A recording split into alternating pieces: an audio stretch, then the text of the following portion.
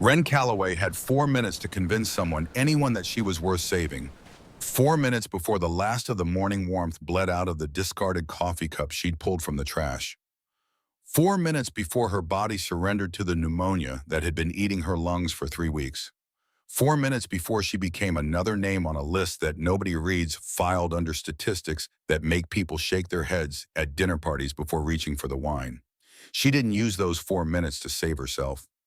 She used 8 minutes to save someone else. But we'll get to that. First, you need to understand what it looks like when a city decides you don't exist. Not the dramatic version. Not the movie version where the homeless girl stands in the rain and someone hands her an umbrella. The real version. The quiet version. The version where you sit against a brick wall for 3 hours and 42 people walk past you and not a single one meets your eyes. Where you become a piece of the architecture, a smudge on the landscape, something between the fire hydrant and the newspaper box that people navigate around without ever registering as human. Saturday morning, February 10th, 8:43, 28 degrees outside the Riverside Roastery in Cincinnati, Ohio. But the wind chill dragged it down to 18 and 18 degrees feels like a personal assault when you're wearing a men's XL navy hoodie with frayed cuffs and a burn hole on the right sleeve, pink high-top sneakers held together with safety pins and duct tape, and nothing else between your bones and the weather except 98 pounds of stubbornness that refuses to die. Ren Callaway was 17 years old, 5'4", but starvation had stolen the years from her face the way it steals everything else quietly without asking until she looked closer to 14, until her collarbones jutted like the wings of a bird that had forgotten how to fly, until the veins in her wrists showed blue through skin so thin you could almost read the suffering underneath like scripture. She sat against the brick wall outside the roastery, knees pulled to her chest, hands wrapped around a paper cup that still held a ghost of warmth from the espressos someone had thrown away 20 minutes ago. The cup was empty. The warmth was leaving. And Ren watched people stream through the glass door of the coffee shop with the particular stillness of someone who has learned that movement attracts attention and attention attracts cruelty. Inside, the roastery hummed with Saturday morning ritual, the hiss of steam wands, the clatter of ceramic on marble, the particular frequency of laughter that comes from people whose biggest problem is whether to get the oat milk or the almond. Ren could smell cinnamon and fresh roasted beans through the gap where the door didn't quite seal, and the smell was worse than the cold because it reminded her of mornings that no longer existed. Mornings with her mother. Lena Callaway had made cinnamon coffee every Sunday. French press, 2 scoops of dark roast, a full teaspoon of cinnamon stirred into the grounds before the water hit. She'd stand at the kitchen counter in the house on Birchwood Lane, hair still damp from the shower wearing scrubs, because she was always either coming from or going to a shift at the ER, and she'd pour 2 cups even when Ren was 12, and the coffee was mostly milk. Those mornings were the architecture of a life, the foundation that everything else was built on. And Ren didn't know they were the most important moments of her childhood until they were gone, because that's how it works with the things that matter most. You don't recognize the architecture until the building falls. Lena Callaway, emergency room nurse for 15 years at Good Samaritan Hospital. The kind of nurse who remembered every patient's name, who stayed past her shift when someone was scared, who once drove 40 minutes in a snowstorm to bring insulin to an elderly man whose pharmacy had closed. She had steady hands and a voice that could calm a room just by entering it, and she taught Ren 2 things that would define everything that came after. The first thing she taught her was CPR.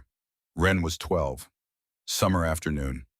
Lena spread a practice mannequin on the living room floor and spent 3 hours drilling compressions, airway checks, breathing techniques, until Ren's small arms ached and she wanted to quit.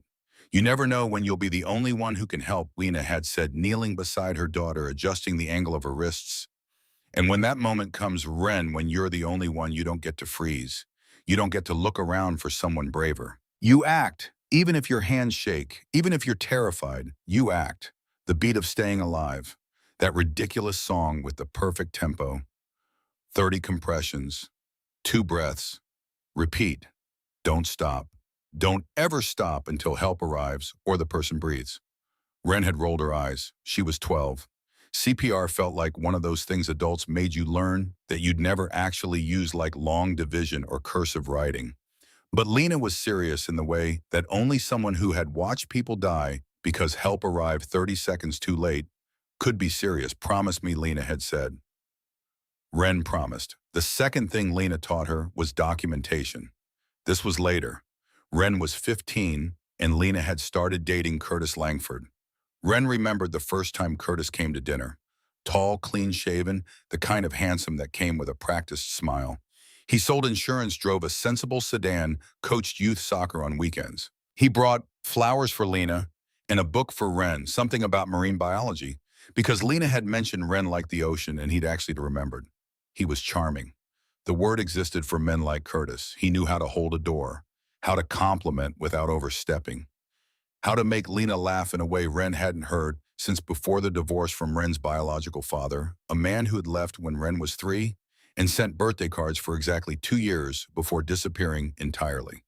Curtis Langford moved in 7 months later, proposed at Christmas. The wedding was set for the following spring. Lena never made it to spring. December 10th, single car collision on Route 32. The official report said ice on the road, said Lena lost control around a curve, said she hit a utility pole at 53 miles per hour and died on impact. Quick, painless. The kind of thing that makes people say at least she didn't suffer, as if the absence of physical pain somehow accounts for the obliteration of a life, a mother, a woman who made cinnamon coffee on Sunday mornings and taught her daughter to save lives.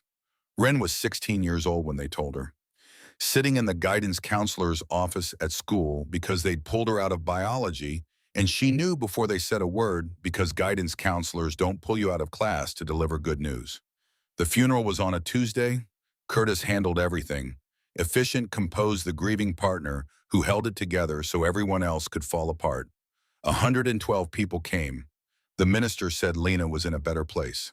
Ren sat in the front pew and thought about how the accident report said the temperature was 45 degrees that night. 45 degrees. In Cincinnati, water freezes at 32. There was no ice on Route 32 at 45 degrees. She didn't say anything. She was 16 and her mother was dead, and nobody asked a grieving teenager about weather reports. But she noticed. Ren always noticed. The insurance paid out 60 days later. $180,000 to a trust account in Ren's name. Curtis Langford designated trustee until Ren turned 18. Lena had set it up years ago, back when Ren's father left, wanting to make sure her daughter would be taken care of if something happened. Something happened, and Curtis took care of it. For the first month after Lena's death, Curtis maintained the performance. Meals on the table, rides to school, checking in on homework. He was attentive in a way that made the neighbors nod and say things like, "That man is a saint taking on a teenager that isn't even his."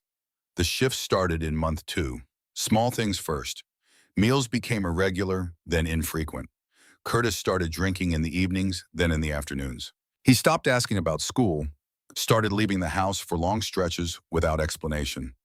Ren would come home to an empty kitchen and a locked pantry and a note on the counter that said, "Went out, heat up leftovers," except there were no leftovers because Curtis had stopped buying groceries. By month 3, the guest room was locked. Curtis moved Ren's things to the basement. "Storage room," he said. "Temporary while I renovate your room." The renovation never started. The storage room had a concrete floor, a thin mattress, a bare bulb overhead, and a window so small a cat could barely fit through. The door had a padlock. The padlock clicked shut every night at 9. Ren tried to leave the first time in month 4, packed a bag, made it to the front door. Curtis caught her in the hallway. That was when he broke her wrist. Right hand, clean snap of the radius. The sound it made was like a pencil breaking. Ren screamed, and Curtis covered her mouth with his hand and said the words she would hear in her nightmares for years. "Nobody is going to believe you. You're a troubled kid with a dead mother and behavioral issues. I'm a deacon. I coach soccer. I'm the one who took you in when nobody else would. So go ahead, tell someone, see what happens." He didn't take her to a doctor, didn't set the bone, didn't wrap it. He locked her in the basement with a bottle of ibuprofen and a bag of frozen peas and left her there for 2 days while the bone began to heal wrong, the way broken things heal when nobody helps them, crooked and permanent and aching, every time the weather changes. By month 5, Ren understood the architecture of her captivity. Fed once daily, usually leftovers or canned soup, just enough to keep her alive, but never enough to give her strength. Locked in the basement, 16 to 18 hours at a stretch. Rope around her wrists when Curtis left the house for extended periods because he was afraid she'd try the door again. The rope burns layered over each other week after week until the skin on her wrists looked like a topographic map of suffering. And all the while, Curtis was withdrawing money from her trust. 10,000 here, 20,000 there. The mortgage payoff came first. Then a new Ford F-150 $43,000 of Ren's inheritance sitting in Curtis Langford's driveway. Then gambling debts, bar tabs, online purchases, $127,000 in 11 months. Lena's gift to her daughter spent on a man who'd never earned a cent of it. Ren knew about the withdrawals because of the second thing her mother taught her: documentation. Lena, the ER nurse, was religious about charting. Every symptom, every observation, every treatment documented in meticulous detail. If it isn't written down, it didn't happen, Lena used to say. And charts save lives, Ren. Not just in the ER. Everywhere. Ren started keeping a notebook. Blue composition book, college ruled, hidden inside the lining of the mattresses where Curtis never thought to check. She documented everything. Dates and times of meals. Hours locked in the basement. The condition of her wrist. Curtis's drinking patterns, conversations she overheard through the air vent that ran from the basement to the kitchen, carrying sound like a pipeline of evidence. She photographed bank statements when Curtis left them on the kitchen table during the brief periods she was allowed upstairs. Used the camera on Lena's old phone, which Curtis didn't know she'd hidden in the basement ceiling tiles. Took pictures of the withdrawal slips, the mortgage payoff documents, the vehicle registration for the new truck. And she recorded conversations. The phone's battery was almost dead, so she used it sparingly. But 3 weeks before she escaped, she heard something through the vent that changed everything. Late night, Curtis on the phone in the kitchen. His voice carried down through the ductwork with perfect clarity. "Yeah, I know it sounds bad, but the money's almost gone anyway. She turns 18 in November. Then I lose control of the whole thing. No, I'm not suggesting anything. Look, accidents happen. Kids on the street overdose, freeze to death, get assaulted. If something happened naturally, the remaining 53,000 goes to me as next of kin, since she has no family." A pause. Curtis laughed. The kind of laugh that sounds like gravel in a blender. "It's not like with Lena. That was actually an accident. This is just letting nature take its course. I stop feeding her. I make winter hard enough. She either runs or gets sick. Either way, it solves itself. By spring, this is done. Memorial service. Sad story about a troubled teen. And I can finally move on with my life." Ren lay on the thin mattress in the dark, the vent above her head whispering murder into the silence, and she wrote down every word. Oh, no. Verbatim. The pen shook in her hand, but the letters were clear. 3 days later, she escaped.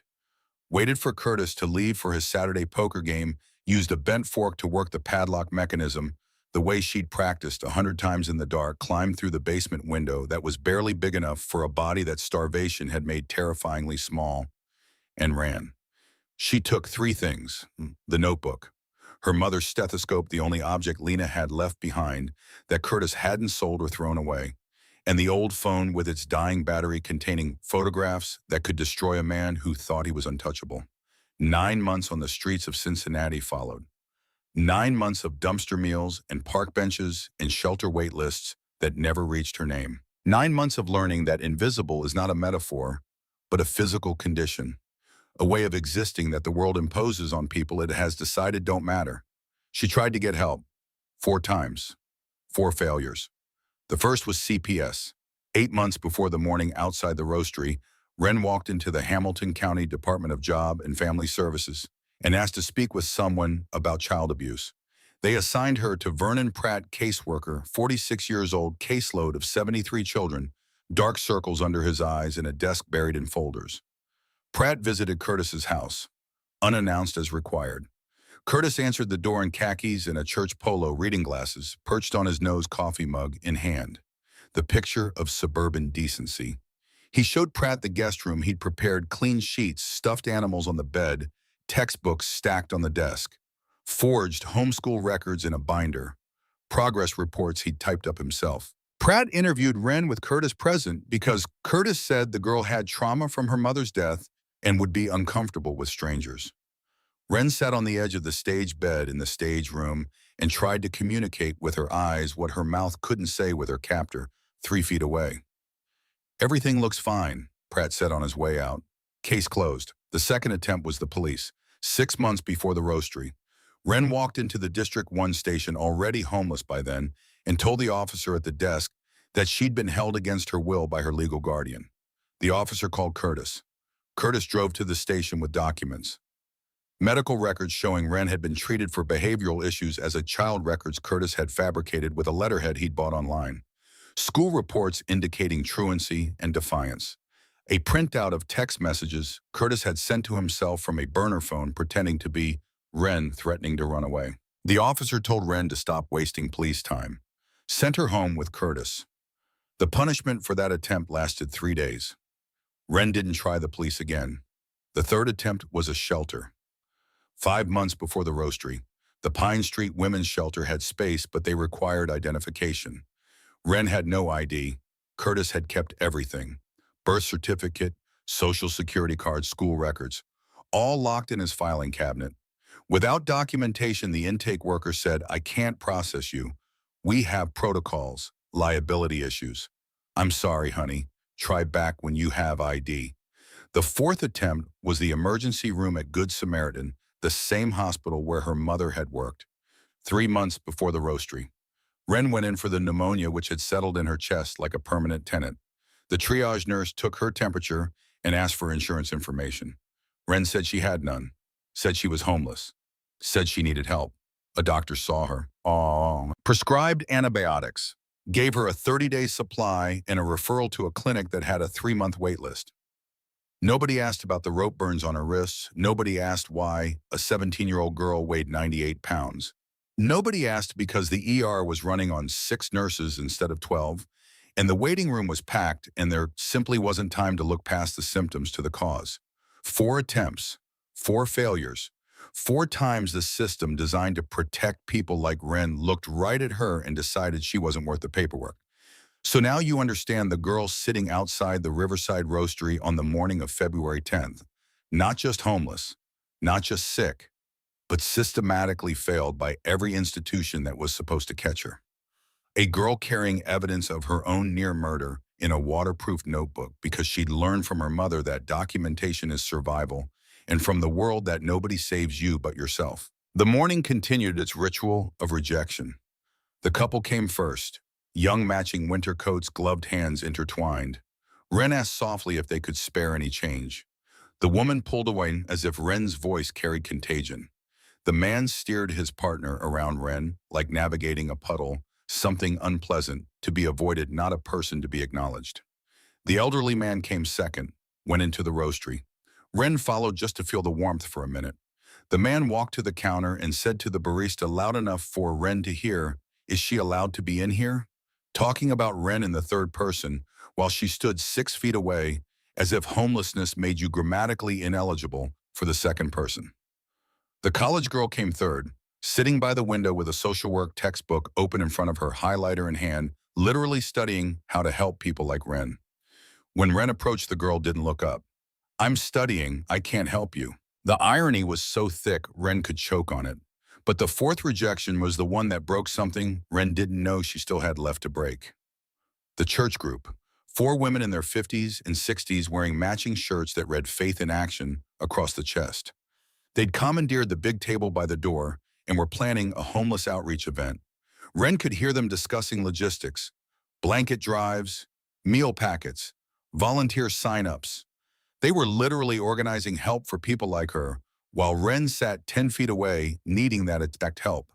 She approached carefully, voice soft because 9 months on the street teaches you that volume is threatening when you look the way she looked. "Excuse me, I couldn't help but overhear. Do you know if there are any shelters with space right now? Anywhere with beds available tonight?" The leader, a woman with silver hair and a gold cross around her neck, looked at Ren the way someone looks at a problem rather than a person. Pursed lips, assessment eyes, the expression of someone deciding whether engagement would be rewarding or inconvenient. Honey handouts don't help. You need to take responsibility for your choices. God helps those who help themselves. The other three women nodded. Righteous agreement. The comfortable theology of people who've never been hungry enough to test whether God actually shows up when you're the one doing everything you can and it still isn't enough. Ren backed away, returned to her spot against the brick wall, wrapped her thin arms around her torso, and made herself smaller, which is what you do when the world keeps telling you there's no space for you. You contract. You fold inward. You try to take up so little room that maybe the universe will forget you're there and stop punishing you for the crime of existing. The roastery door opened again, and everything changed. Sawyer Harding stepped out into the cold, 16 years old, dark hair pulled back in a ponytail, wearing a leather jacket that was 3 sizes too big for her because she'd borrowed it from her father that morning, and he'd laughed and said, "It looks better on you anyway, kid." The jacket was heavy black leather, worn soft at the elbows, carrying the particular scent of motorcycle exhaust and open highway that clings to certain garments like memory. Sawyer took 3 steps onto the sidewalk, a coffee cup in her right hand, steam rising from the lid. Her left hand went to her chest. The coffee cup hit the concrete first. The lid popped off and brown liquid spread across the ice in a pattern that looked like a Rorschach test, like the universe asking a question nobody would answer correctly. Then Sawyer's knees buckled. Ren saw it happen the way you see car accidents in a time signature that doesn't match reality. The way Sawyer's eyes went wide. The way her mouth opened but no sound came out. The way her body folded and hit the frozen sidewalk with a sound that was both dull and devastating, the sound of a life colliding with the hard surface of the world. Around them, the Saturday morning crowd materialized into witnesses, 20 then 30 people, coming out of the roastery, walking past on the sidewalk, stopping on the opposite corner. And every single one of them did the same thing. They pulled out their phones, not to call for help, to record. 30 camera lenses aimed at a 16-year-old girl, lying on frozen concrete, not breathing, not moving, while the algorithms of social media calculated how many views her death would generate. Nobody moved, nobody knelt. Nobody dropped their phone and put their hands on this girl's chest and tried to bring her back. And Ren understood something in that frozen moment. Something about the architecture of modern cowardice. How 30 people could stand in a circle around a dying teenager and not one of them would bridge the distance between witnessing and acting. How the screen had become a barrier, a permission structure for passivity. How easy it was to film tragedy. How safe it felt to document someone else's worst moment. And how terrifying, how absolutely terrifying it was to touch it. Ren's oversized sneakers scraped against concrete as she scrambled to her feet. The shuffle became a run, 40 feet covered in seconds that telescoped into something longer.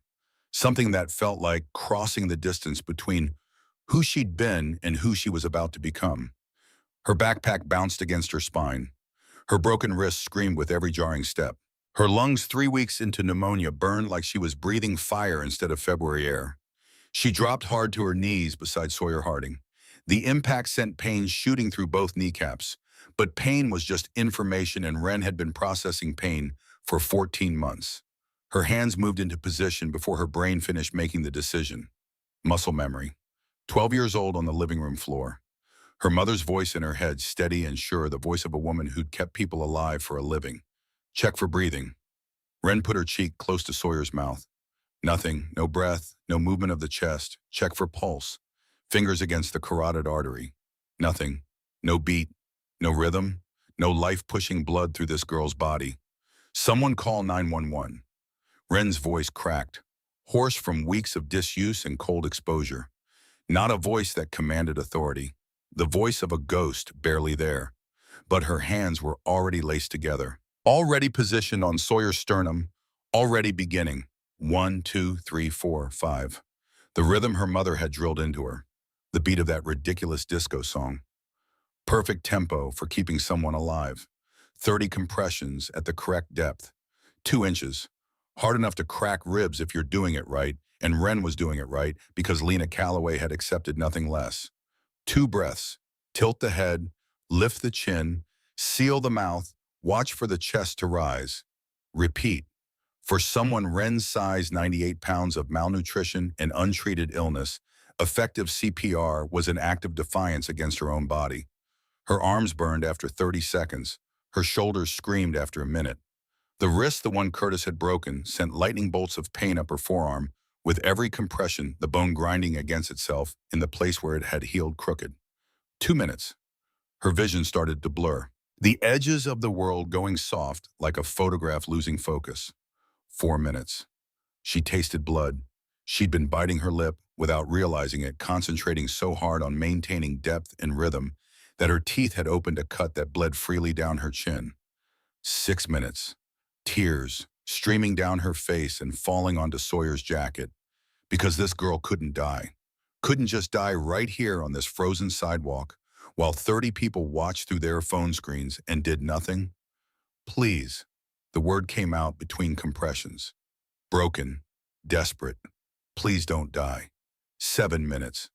Ren's arms were shaking so badly the compressions started to lose depth. She adjusted, leaned her full body weight forward, using gravity to compensate for the strength her muscles no longer had.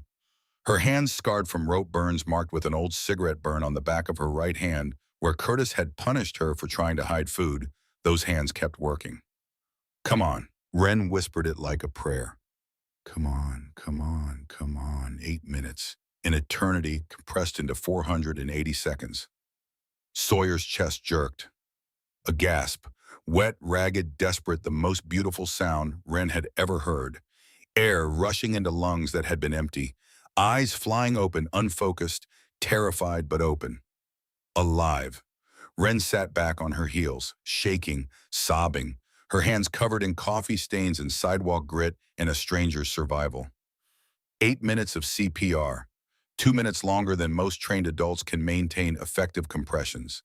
She'd pushed past every physical limit her body possessed. The circle of phone cameras didn't lower. 30 people still recording, still watching through screens. But now they were filming something different. Not a death, a resurrection. Performed by the person in that circle who had the least reason to believe in saving anyone and the most reason to walk away. Sirens in the distance, growing closer. And then another sound drowning out everything else. The deep, thunderous roar of a motorcycle engine being pushed beyond every posted limit between wherever it started and this frozen sidewalk. Donovan Harding's Harley-Davidson didn't park so much as collide with the roastery lot. He was off the bike before the kickstand engaged. 6'2", 240 pounds of leather and ink and the particular fury that only a father can generate when the universe threatens his child. Road captain of the Hells Angels Ohio chapter, 39 years old, former Marine Corps combat medic with 2 tours in Iraq, Fallujah, and Ramadi, where he'd pulled wounded men from burning vehicles and performed field surgery in conditions that would make civilian doctors vomit. He'd saved 42 lives in combat zones. He'd held friends while they died in places most Americans couldn't find on a map. He knew what crisis looked like at a molecular level. He took in the scene in one sweep.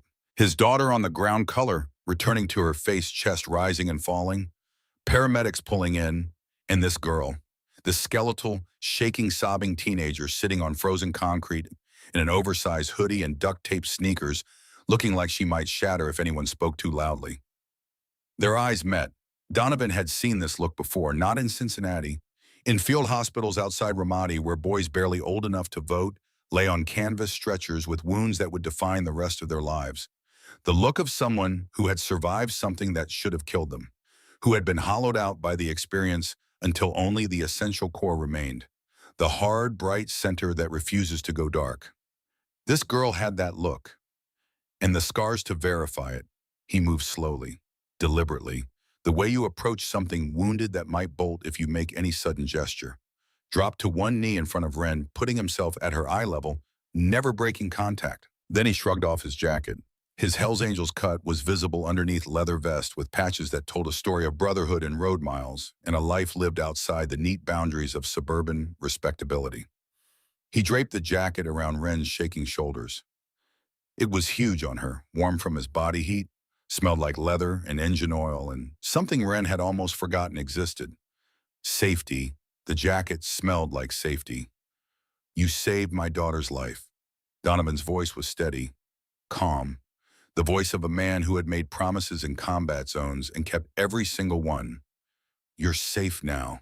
Ren couldn't speak, could only stare at this man who embodied every stereotype of danger her life had taught her to fear. Tattoos covering both arms, a skull on the left forearm, a Marine Corps eagle on the right. Scars across his knuckles from fights he didn't start but finished.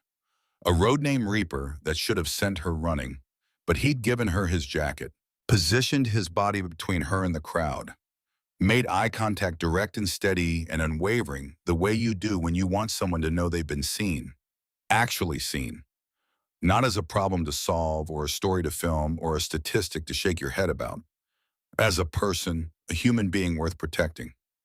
Then Donovan did something that broke Ren completely. He placed his right fist over his heart, then extended it toward her palm up. The biker sign of deepest respect, of blood debt. The gesture that means you have given me something I can never repay, and I will spend my life trying. Thank you, he said. Thank you for not walking away. From the stretcher where the paramedics were working, Sawyer reached out. Her hand found Ren's, small fingers wrapping around scarred ones. An oxygen mask fogging with each breath she wouldn't be taking if not for this stranger. Thank you. Sawyer's voice was barely a whisper. For not walking away. Ren's backpack had shifted during the CPR, and her notebook slid free. The blue composition book waterproofed in a plastic bag, pages dense with handwriting. Ren's writing and her mother's medical terminology, and CPR instructions in Lena's precise hand, and newer entries in Ren's shakier script. Dates and times and conversations recorded verbatim. Donovan noticed it. He noticed the medical terminology, the careful documentation, the systematic organization of someone who'd been trained to chart information the way nurses chart vital signs.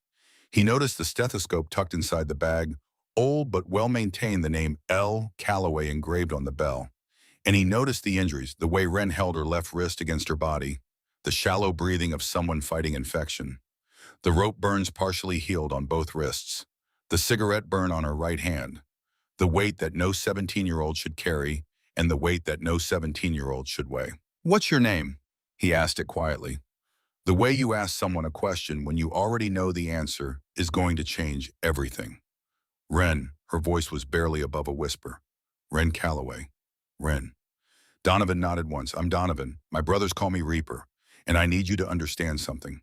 You saved my daughter. That means you're under club protection now. That's not charity. That's blood debt. You understand? Ren shook her head. Didn't understand. Couldn't process what was happening because 9 months on the street had taught her that good things didn't happen to girls like her. That kindness was either conditional or imaginary. That the hand extended in help always came with strings that tightened into ropes. You're coming with us, Donovan continued, to the hospital. You need medical attention. Don't argue, I can see it. And then you're going to tell me who hurt you, because I can see that too. The rope burns, the way you flinched when I moved. The fact that you're 17 years old and sleeping on streets in February. I can see all of it. I can't. Ren's voice cracked like ice under pressure. I can't go to a hospital. They'll call him. They'll send me back. Who's him? The question hung in the air between them. February cold. Siren sounds fading as the ambulance carrying Sawyer pulled away. The crowd dispersing now that the show was over, pocketing their phones, heading back to their Saturday mornings, already composing the social media posts that would reduce this moment to content. Ren looked at Donovan, at this man who'd just sworn protection to a stranger, at the empty space where the stretcher had been, where his daughter had lain breathing because Ren had refused to give up, at the notebook in its waterproof bag, at the stethoscope with her mother's name. And she made a decision. Not the kind of decision you make with logic, with pros and cons weighed against each other like items on a scale. The kind of decision you make with something deeper. The part of you that recognizes safety after months of danger the way a lost traveler recognizes home. Curtis Langford, Ren said. My mother's boyfriend, boyfriend. He was supposed to take care of me after she died. Instead, he locked me in a basement, starved me, broke my wrist, spent my inheritance. And I heard him on the phone saying that by spring I'd be gone, that accidents happened to kids on the street. The words came out like water through a cracked dam. 9 months of silence breaking under the pressure of finally having someone who was willing to listen. And then Ren did what her mother had taught her. She didn't just tell the story, she presented the evidence. She opened the notebook, spread it on her knees, showed Donovan the documentation. Dates, times, amounts, conversations recorded verbatim. Photographs referenced by page number stored on a phone she kept in a zippered pocket of her backpack. Nobody believes a homeless teenager, Ren said. Her voice was steady now. The voice of someone who had thought about this moment for 9 months and prepared for it the way her mother had taught her to prepare. So I made sure they wouldn't have to believe me. They just have to read. Donovan looked at the notebook, at the meticulous entries, at the evidence this girl had gathered while being starved and imprisoned with a broken wrist and no allies, documented with the precision of an investigator, because her mother, an ER nurse, had taught her that if it isn't written down, it didn't happen. How much inheritance, Donovan asked. $180,000, my mother's life insurance. I'm the beneficiary, but he's the trustee until I turn 18. That's in 9 months. He's already spent most of it, $127,000. And if I die before November, he gets what's left. Ren turned to a specific page, flipped past her own entries to something older. Bank statements she'd photographed printed in tiny type. But that's not the worst part. Ren's voice dropped. She turned to another page. Her mother's life insurance policy, $180,000. Beneficiary Curtis Langford. Then she turned to the accident report. Temperature that night, 45 degrees, no ice. And Curtis borrowed her car that morning, said he needed to run errands. She looked up at Donovan with eyes that held the terrible clarity of someone who has lived with an unbearable truth for 14 months. He didn't just steal my money, he killed my mother. And then he tried to kill me the same way, slowly, quietly. The kind of death that looks like an accident or a statistic. The kind nobody investigates because nobody cares enough to ask the questions. Donovan stood. His face had gone still, not blank but controlled. The expression of a man who has seen evil before in Fallujah and Ramadi, in places where cruelty wore uniforms and carried weapons, but who understood that the worst evil is the kind that wears khakis and coaches soccer and hides behind a church deacon's smile. He pulled out his phone, made a call. "Priest, it's Reaper."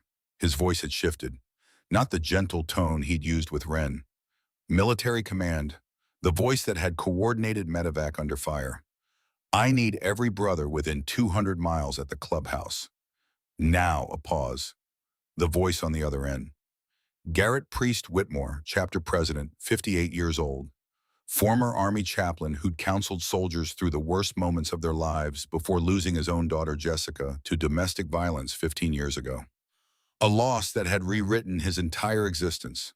"We've got a minor, 17, escaped from abuse. Guardian killed her, mother stole her inheritance and is actively waiting for her to die on the street so he can collect the rest. She just saved Sawyer's life with CPR. She's got a notebook full of evidence that would make a prosecutor weep." Another pause. "Yeah, every single one." The line went dead, and that was all it took. Because brotherhood, when it's real, doesn't require debate, doesn't require committees or procedures or chains of approval. It requires one voice saying someone needs help and every other voice answering. At the University of Cincinnati Medical Center, Ren sat in an examination room, still wrapped in Donovan's jacket, still holding her mother's stethoscope. Dr. Kathleen Fairfield, who everyone in the Hells Angels Ohio chapter called Doc, worked gently around her, taking photographs, documenting injuries with the clinical precision that comes from years of emergency medicine. Doc Fairfield had known Ren Callaway, had worked with her at Good Samaritan before transferring to UC Medical. Recognized the stethoscope immediately, the engraved name on the bell. She didn't mention it. "Not yet. Some connections are too important to rush." "BMIs of 14.8, Doc said quietly to Donovan, who sat in the corner silent, absorbing every word. "She's dangerously underweight. Her body's beginning to shut down. Another month like this, and she would have gone into organ failure. The wrist broken 11 months ago, never properly set, healed incorrectly. She'll need surgery pins and plates, but right now the priority is the malnutrition and the infection in her lungs. And the rope burns." Doc met Donovan's eyes, consistent with prolonged restraint. Weeks, possibly months. The skin shows repetitive trauma layers of healing over layers of damage. 50 miles away, Garrett Whitmore was reading the text message Donovan had sent. The club president stood in the center of the clubhouse, silver beard, trimmed neat reading glasses hanging from a chain around his neck. A man who had once counseled soldiers through hell and then lost his own daughter to the very kind of monster he'd spent his life fighting. Every case since Jessica had been personal. Every child saved was Jessica's ghost given one more chance. And when he read about Ren Callaway, about the basement and the notebook and the murdered mother and the girl who'd performed CPR for 8 minutes while dying herself, something locked into place behind his eyes. He made the announcement standing in the center of the room. 40 men in their cuts, all waiting. Brothers, we have a 17-year-old girl named Ren Callaway who just saved Reaper's daughter's life. She's been on our streets for 9 months running from a man who killed her mother for insurance money, imprisoned her in a basement, stole her inheritance, and is now waiting for Winter to finish the job. She has evidence. A notebook full of documentation that this girl assembled while being starved and beaten because her mother, an ER nurse, taught her that if it isn't written down, it didn't happen. The room was silent, the kind of silence that has weight. This isn't a request for volunteers. This is a mobilization. I want every brother from Cincinnati, Columbus, and Cleveland ready to roll by dawn. We are going to investigate Curtis Langford. We are going to build a case that puts him in a cage for the rest of his life. And we are going to make sure Ren Callaway survives to see her 18th birthday. He looked around the room, at men who'd fought wars, who'd lost people, who'd chosen brotherhood over isolation and loyalty over convenience. Men who understood that the word protect isn't a noun but a verb, and verbs require action. All in favor, silence. The ticking of the clock on the wall, the distant sound of traffic on the highway, the hum of the refrigerator in the back kitchen. Then every hand went up. Not a moment's hesitation. Not a single voice dissenting. 40 men voting unanimously to protect a girl they'd never met, because that's what the word brother actually means when you strip away the sentimentality and get down to the bone. By midnight, the message had reached every chapter in Ohio. By 2 in the morning, brothers were loading trucks, preparing bikes, making arrangements with WIFs and employers, and whoever else needed to know that tomorrow belonged to something more important than routine. By dawn, the largest coordinated mobilization in Hells Angels, Ohio history was converging on Cincinnati. 180 motorcycles, 3 chapters, 1 mission. And at Youth Medical, in a room on the 4th floor, Ren Callaway sat in a hospital bed for the first time in 9 months, feeling something other than cold. She held the notebook against her chest, the one she'd carried for 14 months, the one filled with evidence she'd gathered in darkness because her mother had taught her that documentation is survival. Through the window, she could hear it starting, low at first like distant weather, then growing, the sound of engines, not 1 or 2, but dozens, then scores converging from highways and back roads and every direction on the compass. Thunder that wasn't thunder. Ren pressed her palm flat against the glass. The vibration traveled through her hand up her arm into her chest where it settled next to the heartbeat that Curtis Langford had tried so hard to stop. She didn't know what was coming. Didn't know that 180 men were riding through the dark for her. Didn't know that by this time tomorrow, Curtis Langford would be in handcuffs, and every system that had failed her would begin the slow, painful process of answering for it. All she knew was that for the first time in 9 months, someone had seen her, had looked past the dirt and the hunger and the oversized hoodie and the duct-tape sneakers and seen the person underneath. The girl Lena Callaway had raised. The girl who documented everything.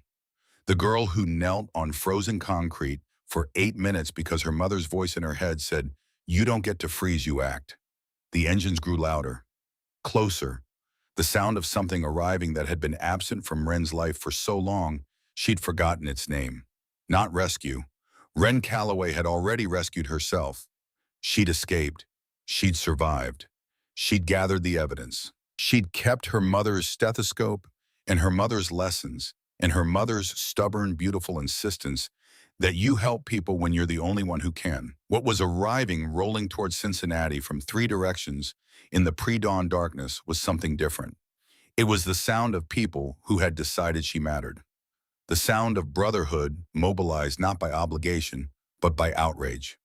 The sound of 180 engines saying the same thing Donovan Harding had said when he knelt on frozen concrete and saw her for the first time. You're not alone anymore. Dawn broke over Cincinnati at 6:47 on the morning of February 11th. The temperature had dropped to 15 degrees overnight. Ice crystallized on power lines and coated windshields in patterns that looked like fractured glass. And from three different directions, from the east along Interstate 71, from the north down Route 42 from the west, on Highway 50, thunder began to build. Not weather, engines. The sound started low and distant, the way a storm announces itself an hour before arrival, a vibration you feel in your chest before your ears register it as noise. Then it grew, multiplied, became a roar that rattled windows on Elm Street and set off car alarms on 6 consecutive blocks, and made a woman walking her golden retriever on Thornhill Drive stop in the middle of the sidewalk and stare toward the horizon like something biblical was approaching. 180 motorcycles. 3 chapters converging on a single address. Curtis Langford's house, 2847 Thornhill Drive, Oakley neighborhood. Suburban. Quiet. The kind of street where people mow their lawns on Saturday mornings and wave to neighbors they've known for 12 years and never once consider that the man 3 doors down might be keeping a teenager in his basement. The formation pulled in with disciplined precision. Tight rows. Staggered positioning. The muscle memory of men who'd ridden together for years, who could execute a lane change at 70 miles an hour with hand signals and perfect trust. They rolled onto Thornhill like a tide, leather jackets bearing the same insignia, chrome catching the thin February light, faces set with the particular expression of men who have traded anger for purpose because purpose is more dangerous. Now you might be thinking, 180 Hells Angels roaring up to a suburban house means fists through windows and furniture in the yard, and the kind of chaos that makes the evening news. That's the story you expected. Maybe the story you wanted. The dramatic version where justice looks like violence and satisfaction comes from watching a bad man bleed. Garrett Whitmore didn't build a brotherhood on rage. He built it on precision. On the understanding that the most devastating weapon in any fight isn't a fist. It's a file folder. The bikes parked in perfect formation along both sides of Thornhill Drive, engines cutting off in waves, a cascading silence that felt heavier than the noise it replaced. 180 men standing beside their machines, not moving, not shouting, simply present. A wall of leather and controlled power that communicated everything it needed to communicate without a single word being spoken. Priest stood at the center of the formation, silver beard trimmed neat, reading glasses hanging from the chain around his neck. He looked like someone's grandfather, which he was, and like someone who had counseled soldiers through unspeakable trauma, which he had, and like someone who had buried his own daughter after a boyfriend beat her to death, while neighbors heard screaming and chose their own comfort over a phone call, which was the wound that had never healed and never would. Every case since Jessica had been personal. Every child they had protected was Jessica getting one more chance. And Ren Callaway's story had hit Priest in the exact place where his grief lived, the place that converted sorrow into action, with the efficiency of an engine converting fuel into motion. He surveyed the brothers assembled. Donovan on his right jaw, set eyes scanning the street with the tactical awareness of a man who'd cleared buildings in Fallujah. Douglas Mercer on his left, the man everyone called Bones, 52 years old, 20 years as a Cincinnati homicide detective, before the corruption and bureaucratic rot drove him to early retirement. Beckett Caldwell behind them, road-name Wire, 28 former Army intelligence, the youngest patched member in the chapter, carrying equipment bags that contain more forensic capability than most rural police departments. And Dr. Kathleen Fairfield, the only woman wearing a cut ER physician who treated gunshot wounds and overdoses and every variety of human damage the city could produce, standing with her arms crossed and her expressions suggesting that whoever had hurt Ren Callaway should start praying to whatever deity would still take his calls. Everyone clear on the mission, Priest's voice carried authority without volume. The voice of a man who'd led prayer services in combat zones and understood that true power never needs to shout. This is an evidence operation. We are not here for vengeance. We are here to build a case so airtight that Curtis Langford spends the rest of his natural life behind concrete walls.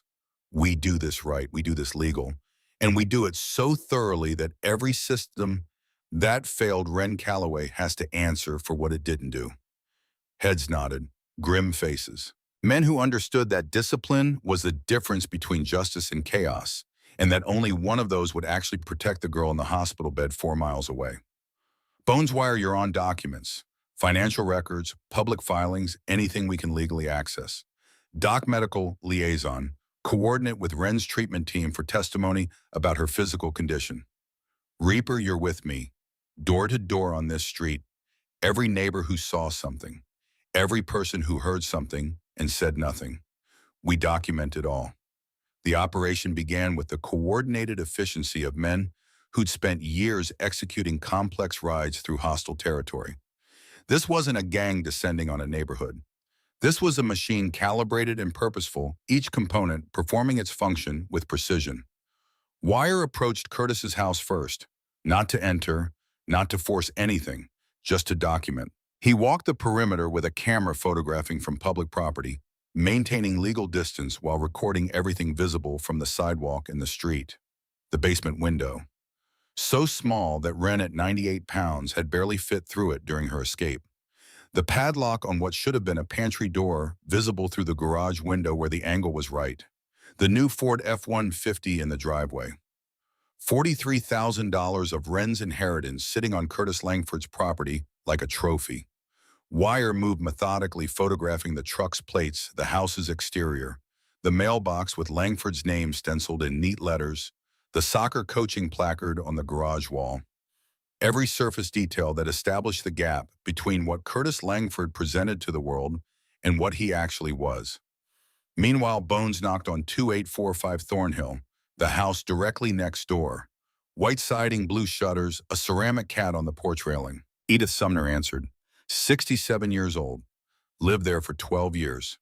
Hair in curlers, bathrobe cinched tight, a coffee mug in her left hand that she nearly dropped when she saw the wall of motorcycles lining her street. Mrs. Sumner. Bones showed her his credentials. Old Detective Shield technically expired, but the authority it carried hadn't diminished. I need to ask you some questions about your neighbor, Curtis Langford. Edith's eyes darted between Bones and the motorcycles in back. I don't want any trouble. Ma'am, the trouble already happened. We're documenting it now. Did you ever hear anything concerning from the Langford house?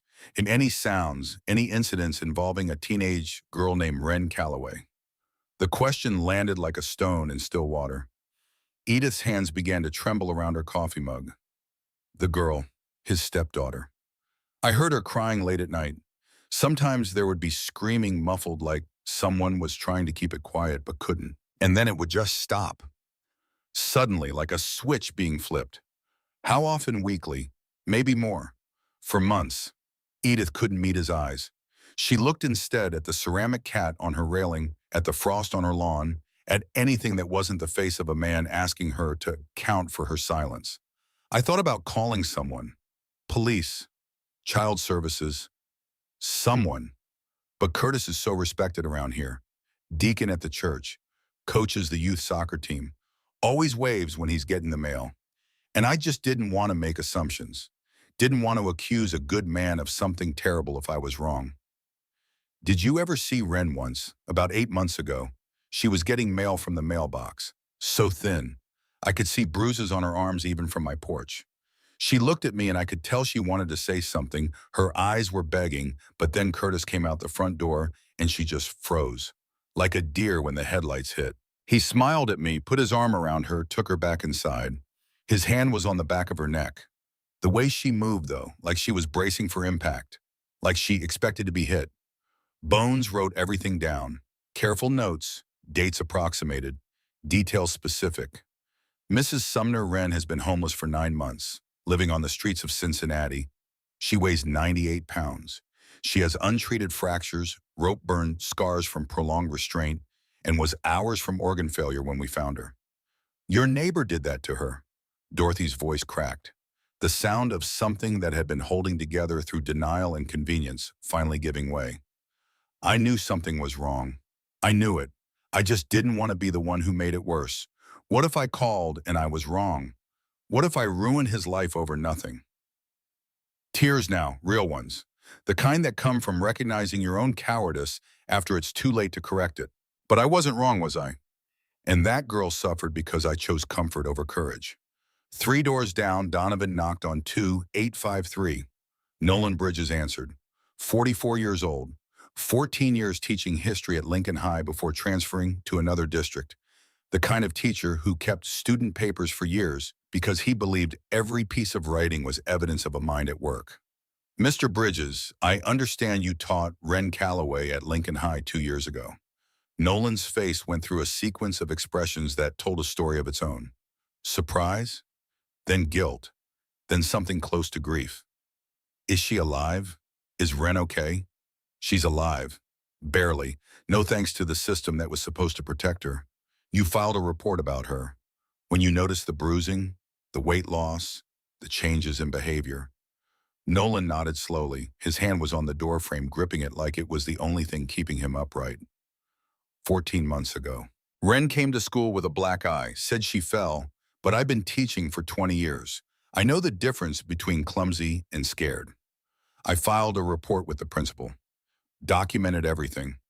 Photographs of the bruising, my observations of her behavior changes, a timeline of her weight loss. I put it all in writing because that's what you're supposed to do. That's what the training says. What happened to that report? Nothing, absolutely nothing. The principal called me into his office, said Curtis Langford was a respected member of the community, a deacon, a coach, said we needed to be careful about making accusations without ironclad proof. 2 weeks later, Ren stopped coming to school entirely. Curtis submitted homeschool paperwork. I called CPS to follow up. They said they'd investigated and found no concerns. You didn't push harder. Nolan's shoulders dropped. The posture of a man carrying a weight he'd picked up willingly but could never set down. I should have. I should. Every day for the last year, I've known I should have. But I had my own career to consider, my own family. The principal made it clear that pursuing this further would be seen as insubordination. And CPS said she was fine. The system said she was fine. So I told myself maybe I'd overreacted. Maybe I'd seen something that wasn't there. And I let it go because letting it go was easier than fighting.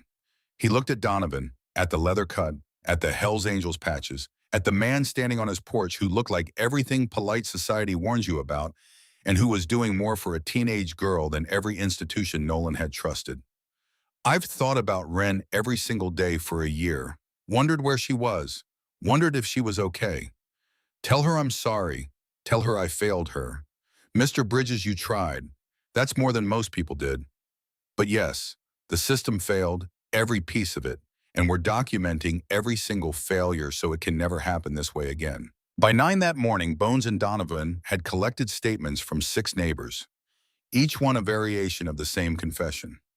I saw something, I heard something, I suspected something, and I did nothing because doing nothing was easier and doing something was risky, and Curtis Langford's smile was convincing enough to make silence feel reasonable.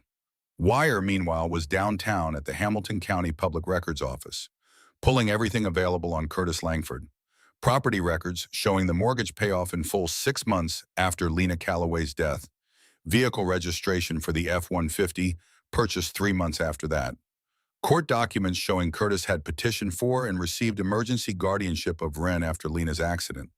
But it was the insurance file that stopped Wire cold.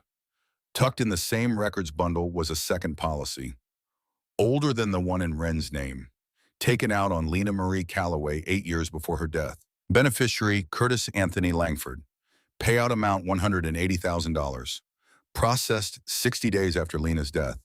And in the investigator's file marked resolved accidental death, a note from the medical examiner that had been written and then apparently ignored by everyone in the chain of authority above him. Brake line failure suspicious, given vehicle age and maintenance records. Recommend further investigation. That recommendation had been filed and forgotten. The way a system forgets things when following up requires effort, and closing the file requires only a signature. Wire called Bones. His voice carried the controlled tension of someone who has found the keystone and knows the whole arch is about to fall. We've got a pattern. Lena Callaway's death wasn't an accident. Curtis killed her for the insurance money, then positioned himself as Ren's guardian to steal her inheritance too. This is a serial predator. Lena was his first victim. Ren was supposed to be his second. Bones relayed the information to Priest. The club president closed his eyes, breathed slowly, the breathing of a man who has processed more human evil than most people encounter in a lifetime, and has learned that the only appropriate response is action so precise it leaves no room for the evil to hide. Then we make sure there's no third, Priest said. Wire pull every financial record you can legally access. I want to see every dollar Curtis Langford spent from both insurance payouts. Bones contact the medical examiner who worked Lena's case. Get their professional opinion on record. Doc coordinate with the hospital for documentation of Ren's physical condition and what it indicates about prolonged systematic abuse. At 11 that morning, while the investigation was building its case layer by documented layer, something happened that nobody in the Brotherhood had anticipated. Curtis Langford had friends. Not friends in the way that word usually means. Not people who cared about him. People who owed him or feared him or shared enough complicity in the architecture of silence that his exposure threatened their own comfort. A neighbor 4 houses down, someone Bones hadn't reached yet, had called Curtis's cell phone at 7:30 that morning. Told him about the motorcycles. Told him about the men in leather going door to door. And Curtis Langford, sitting in his kitchen in his khakis and his polo shirt, grease on his hands, from the truck he'd been servicing, did not panic. He called Franklin Gale. Gale was a defense attorney with offices in Over the Rhine. 54 years old, expensive suits, a reputation for getting guilty clients acquitted through procedural challenges and aggressive discrediting of witnesses. He'd defended 3 domestic abuse cases in the past 5 years and won all 3. Not because his clients were innocent, but because the system had enough holes in it that a skilled attorney could drive reasonable doubt through like a truck through a paper wall. Curtis told Gale what he needed to hear, that his stepdaughter had run away 9 months ago, that she had a history of emotional instability and pathological lying, that a motorcycle gang had apparently taken her in and was now harassing him, that he was a deacon, a coach, a man of impeccable reputation being targeted by criminals. Gale listened. Gale calculated. And within 2 hours, Gale had filed an emergency motion with the Hamilton County Family Court.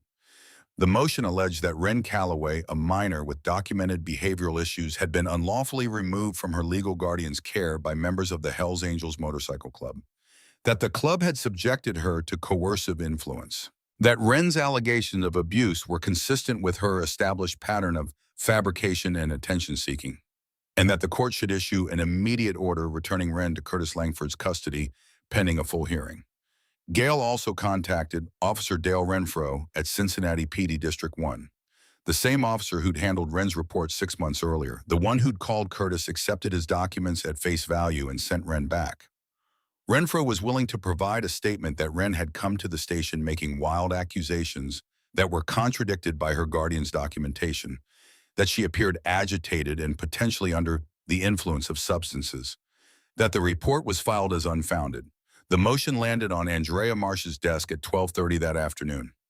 Andrea Marsh, assistant prosecutor, Hamilton County, 38 years old. The kind of attorney who'd gone into criminal prosecution because she believed the law was supposed to protect people who couldn't protect themselves, and then spent 15 years learning that the law mostly protected people who could afford the best interpretation of it. When Bones had brought her the case that morning, she'd been skeptical. A motorcycle club investigating child abuse? A homeless teenager's handwritten notebook as primary evidence. The whole thing sounded like a setup for a mistrial. But she'd looked at the notebook. She'd looked at the medical photographs Doc Fairfield had transmitted from UC Medical.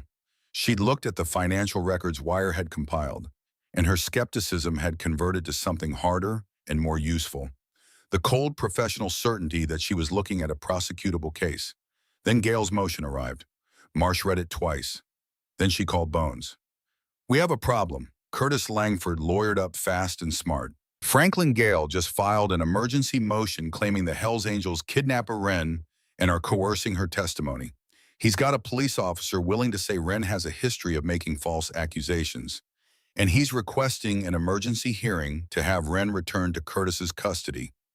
"Return to her abuser," Bones said, his voice flat. "That's what the motion says, yes." And here's the legal reality. Right now, Curtis Langford is still Ren's legal guardian. He hasn't been charged with anything yet. The notebook is powerful, but a defense attorney will argue it's a troubled teenager's fantasy. The medical evidence shows abuse, but it doesn't prove who inflicted it. The neighbor statements show suspicion, but none of them witness actual abuse. What are you saying? I'm saying that without physical evidence from inside that house, without proof that the basement room exists exactly as Ren described, a good defense attorney can create enough doubt to get this motion granted. And if that happens, Ren goes back to Curtis Langford. Legally, by court order. The words settled like ice in the room where Bones stood. He was at the clubhouse with Priest and Donovan and Wire, and all four men processed the information with the particular silence of people who have just been told that the system they're trying to work within might be the very thing that destroys the person they're trying to protect. We need a warrant, Wire said. If we can get police inside that house, the basement proves everything. We can't get a warrant, Bones answered. Curtis hasn't been charged. There's no active criminal investigation. A judge won't sign a warrant based on a notebook and circumstantial evidence from a motorcycle club's private investigation. Then what do we do? Donovan asked. The question hung in the room. Four men, a wall of evidence, and a legal system that was about to hand a teenage girl back to the man who'd starved her and broken her and was waiting for her to die. It was Ren who answered. She wasn't supposed to be there. She was supposed to be at the hospital, resting, letting the IV antibiotics and the carefully managed meals do the work of pulling her body back from the edge. But Ren had asked Doc Fairfield to bring her to the clubhouse that afternoon because she'd heard about the motion. Word travels fast in a brotherhood, and Sawyer had texted her, and Ren had read the legal language on Sawyer's phone and understood immediately what it meant. She walked into the room wrapped in Donovan's jacket, 98 pounds of evidence and determination, and said 5 words that changed the trajectory of everything. I need to see Vernon Pratt. The room went quiet. Priest looked at her. Bones looked at her. Donovan started to say something, probably something protective, probably something about how she needed rest. But Ren kept talking. CPS has the authority to conduct home inspections without a warrant. If there's an open investigation, they can enter any home where a child's welfare is in question and inspect the premises. That's Ohio Revised Code Section 2151.421. My mother knew the statute because she dealt with CPS cases in the ER all the time. She paused, looked at the men around her, all of them older, all of them more experienced, all of them carrying the tools and knowledge and institutional weight that she lacked. Vernon Pratt closed my case 8 months ago. But if he reopens it, if CPS initiates a new investigation, they have legal authority to enter Curtis's home without his consent and without a warrant. The basement is there. The padlock is there. The mattress where I slept for 5 months is there with my blood on it from the wrist he broke. Once CPS finds that you have your physical evidence, and once you have physical evidence, Andrea Marsh can arrest Curtis and make Gail's motion irrelevant. Nobody spoke for a long moment. Bones, the 20-year detective, was staring at Ren with an expression that suggested he was recalibrating everything he thought he understood about the case and the girl at its center. You want to go talk to the man who closed your case, Priest said. The man who looked at your situation and decided everything was fine. Yes. And convince him to reopen it. Yes.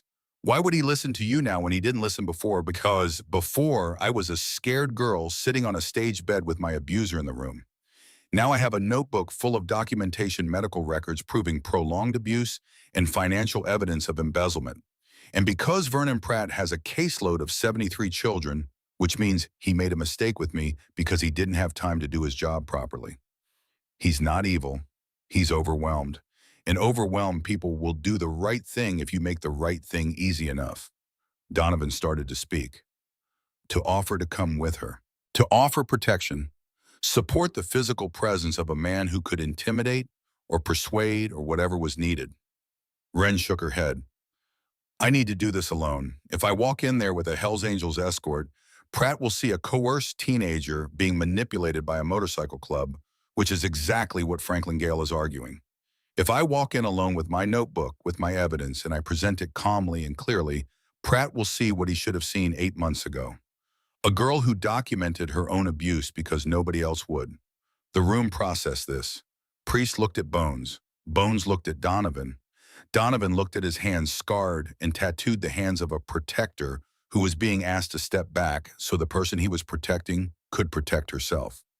"We'll have brothers outside," Donovan said finally. "You won't see them, but they'll be there." Ren nodded. "That's fine, but I go in alone." She went in alone.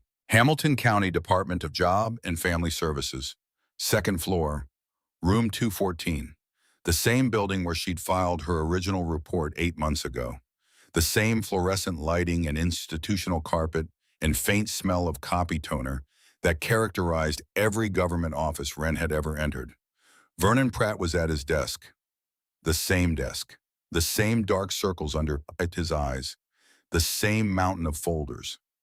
He looked up when Ren walked in and his face went through a recognition sequence that was painful to watch. Confusion first, then placement, then understanding, then the specific pallor of a man who is looking at the consequence of his own failure. "Mr. Pratt." Ren's voice was steady. The steadiness cost her something, but she paid it. "My name is Ren Callaway. You investigated my case 8 months ago and closed it after one visit. I'm here to ask you to reopen it." "I remember you." Pratt's voice was quiet. "You were at the Langford residence. Your guardian said you had trauma from your mother's death. My guardian locked me in a basement, starved me, broke my wrist, and the bedroom he showed you was a staged guest room I'd never slept in. You interviewed me with him in the room, which is why I couldn't tell you the truth."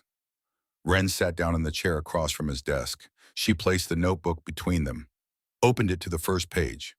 This is everything she said. 14 months of documentation. Dates of every meal I was given, which averaged one per day, usually canned soup or leftovers. Hours locked in the basement, 16 to 18 per day. The condition of my wrist after he broke it.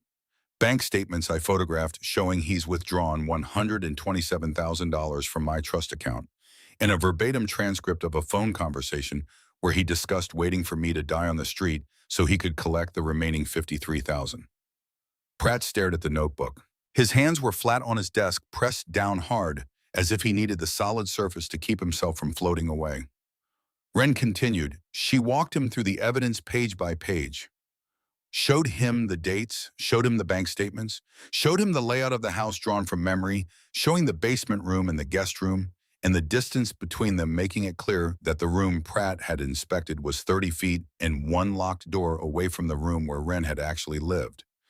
She did this calmly, without anger, without tears, with the precision of someone who had learned from an ER nurse that documentation saves lives and emotion, however justified, undermines credibility. "You have a caseload of 73 children," Ren said. "I know that's impossible. I know you can't give every case the attention it deserves. I'm not here to blame you for missing what Curtis hid. I'm here because you have the authority to fix it." How Pratt's voice was barely above a whisper. "Reopen my case. Initiate a new CPS investigation. Under Ohio law that gives you the authority to conduct a home inspection without a warrant. Curtis's lawyer has filed a motion to return me to his custody. If that motion succeeds before anyone sees the inside of that basement, I go back. And if I go back, I don't survive it." The silence in that small office was the kind that changes people. Vernon Pratt sat behind his desk with 73 case folders stacked around him like the walls of a fort built from other people's tragedies, and he looked at the notebook, at the evidence a 17-year-old girl had assembled while being starved and imprisoned, and he understood with absolute clarity that his signature on a closure form 8 months ago had been a death sentence that Ren had commuted through her own refusal to die. "I closed your case," he said. His voice cracked on the word closed. "I walked into that house and he showed me a clean room and I checked the boxes and I left. I didn't talk to you alone. I didn't inspect the basement. I didn't check whether the bedroom he showed me was actually yours. I had 40 minutes between appointments and I spent 20 of them in your house and I called it done. Mr. Pratt, I need you to reopen the case. Today." He looked at her for a long moment. Then he pulled a form from his desk drawer, signed it, stamped it, picked up his phone and called his supervisor. "I'm reopening the Callaway case," he said, "immediately. And I'm requesting an emergency home inspection of the Langford residence based on new evidence of abuse and financial exploitation." The inspection happened at 3 that afternoon. Vernon Pratt, accompanied by two additional CPS investigators and a police escort that Andrea Marsh had arranged through her contacts, arrived at 2847 Thornhill Drive. Curtis answered the door. Same khakis, same polo shirt, same practiced smile. But the smile faltered when he saw Pratt's face because Curtis was smart enough to recognize the expression of a man who has stopped pretending. Mr. Langford, we're conducting an emergency inspection of the premises based on new evidence in the Callaway case. Under Ohio Revised Code 2151.421, we have the authority to inspect all areas of this home. Please step aside. My attorney advised me not to allow entry without a warrant. This isn't a police search, Mr. Langford. This is a child welfare inspection. You can comply voluntarily or I can have the court issue an emergency order within the hour. Either way, we're coming inside. Curtis stepped aside. The smile was gone now, replaced by the flat, careful expression of a man running calculations, measuring exits, weighing options. The expression Ren had seen 100 times in the basement, the face Curtis wore when he was deciding how much damage to inflict. The investigators moved through the house methodically. Kitchen clean, well-stocked with groceries Curtis had bought since Ren's escape to maintain appearances. Living room unremarkable. Guest room exactly as Pratt remembered it from 8 months ago, clean sheets, stuffed animals, textbooks on the desk. The room that had convinced him everything was fine. Then they went to the basement. The door was at the end of the hallway, white unremarkable with a slide bolt lock on the outside that would have been invisible if you weren't looking for it. Pratt looked at the lock, at the bolt mechanism designed to secure someone inside, at the scrape marks on the door frame where the bolt had been engaged thousands of times. He opened the door. The stairs descended into the smell first. Cold concrete and mildew and something else, something organic and wrong. The smell of a space where a human being had been confined for months without adequate ventilation or sanitation. At the bottom of the room, 7 feet by 10 feet, concrete floor, a thin mattress on a metal frame, the mattress stained dark in places that forensics would later confirm as blood, consistent with Ren's type. A bare bulb overhead, pull chain. A bucket in the corner that had served as a toilet during the periods when Curtis locked the door for 16-18 hours at a stretch. A window so small that escape through it required the kind of body that prolonged starvation creates, which was either coincidence or design, and nothing about Curtis Langford's operations suggested coincidence. And on the wall beside the mattress, scratched into the concrete was something sharp, perhaps a fork tine or a nail, a series of tally marks. Days. Ren had counted the days. 153 marks arranged in groups of 5, the universal notation of someone tracking time in a place where time has become meaningless. Pratt stood at the bottom of those stairs and looked at the room where Ren Callaway had spent 5 months of her life and his knees buckled. Not dramatically, not the way it happens in movies. He just sort of folded one hand going to the wall for support, the other covering his mouth. Behind him, the police officer who'd accompanied the inspection was already on his radio. Curtis Langford was arrested in his own living room. Andrea Marsh had been waiting for the call warrant prepared and signed the moment the CPS investigators confirmed the basement's existence. The charges came in a list that took the arresting officer 2 full minutes to read. Felony child abuse, unlawful restraint, theft of funds held in trust, fraud, endangerment of a minor, and conspiracy to commit murder based on the text messages Wire had recovered in the verbatim transcript in Ren's notebook. They cuffed him in the hallway where he'd broken Ren's wrist, walked him past the guest room he'd staged for CPS, past the kitchen where the air vent had carried his voice, down to the basement where a girl with a composition book had written down every word, past the truck in the driveway that he'd bought with money meant to give that girl a future. Curtis didn't speak during the arrest, didn't protest, didn't cry or rage or break down. He walked to the police cruiser with the measured steps of a man who had always known this was a possibility and had simply bet against it. The same way a gambler bets against the house knowing the odds, accepting them, believing that the percentages would hold. The percentages did not hold, because Curtis Langford had made one critical miscalculation in his entire careful operation. He had assumed that the girl he'd broken would stay broken, that the girl he'd starved would lose the strength to fight, that the girl he'd silenced would forget how to speak. He had not accounted for the fact that Ren Callaway was Lena Callaway's daughter, that Lena had taught her to document, that Lena had taught her to act when she was the only one who could, that the stethoscope Ren carried wasn't just a memento, but a mission statement, a promise made by a 12-year-old girl on a living room floor to a mother who understood that preparation is the difference between survival and surrender. The arrest should have ended it. In a simpler story, in a cleaner narrative, the handcuffs click and the credits roll, and justice is served warm on a plate. But Curtis Langford was not finished. From the Hamilton County Detention Center, wearing an orange jumpsuit, sitting across from Franklin Gale in a consultation room that smelled like industrial cleaner, in desperation, Curtis gave instructions. "The motion stands," Curtis said. His voice hadn't changed. Still calm, still measured, still the voice of a man who sold insurance and coached soccer and killed women for money. "I want that hearing to proceed as scheduled. The emergency custody motion. I want Ren returned to my care." Gale hesitated. "The arrest changes things. The basement evidence is significant. The arrest is based on the testimony of a mentally unstable teenager who's been living with a criminal organization for the past 48 hours. Every piece of evidence traces back to her notebook, and I'll testify under oath that she had behavioral issues, that she was prone to fabrication, that the basement room was a timeout space she used voluntarily. The hearing is about custody, not criminal charges. Different standard of proof, and the judge hasn't seen the basement yet.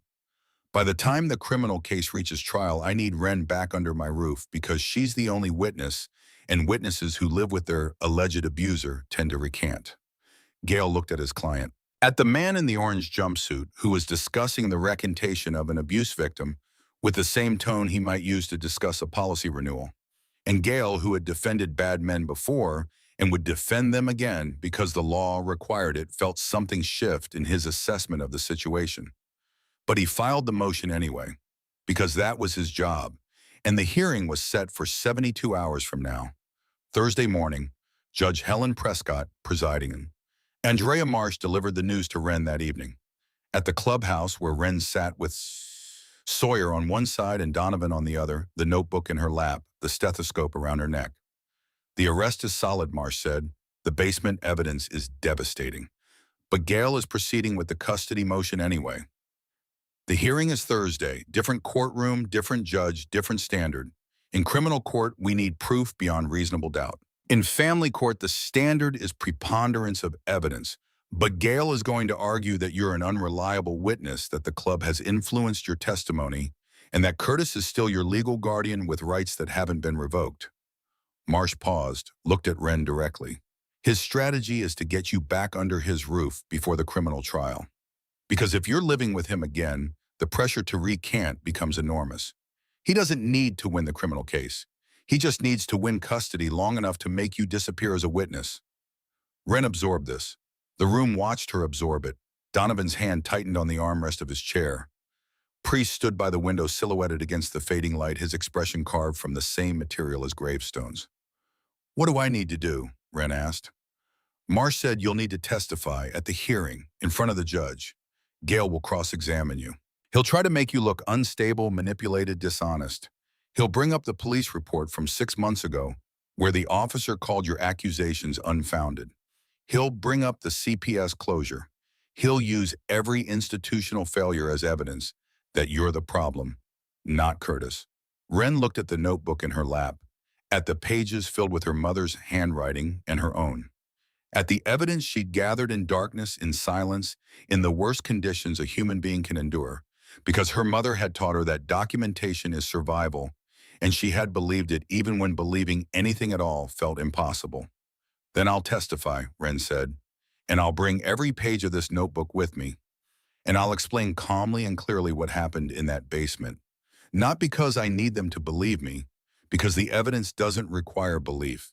It requires reading." She looked up at Marsh, at Donovan, at Priest. "He spent 14 months trying to make me invisible, trying to make me disappear, starving me until I was small enough to ignore, locking me in a room nobody knew existed, filing papers that said I was the problem, building a version of reality where I didn't matter.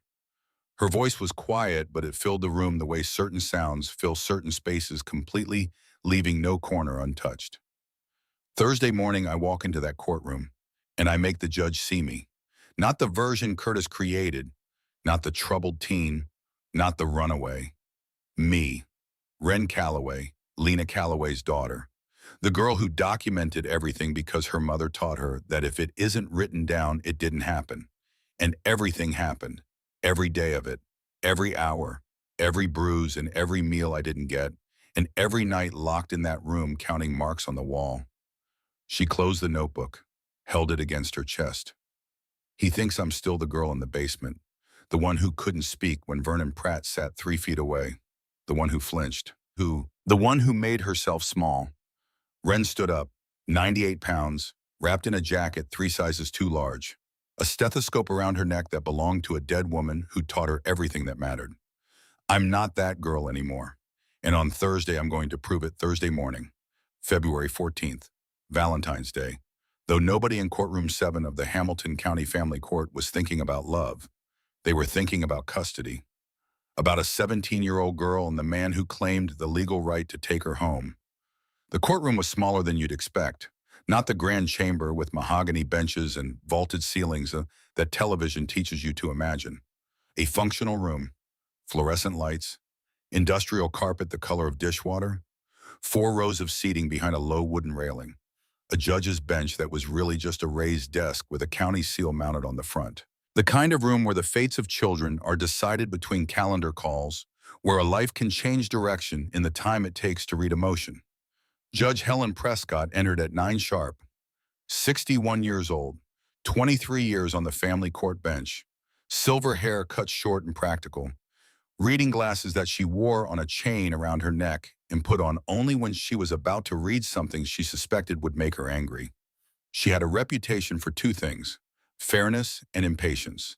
She did not tolerate attorneys who wasted her time, and she did not tolerate adults who harmed children.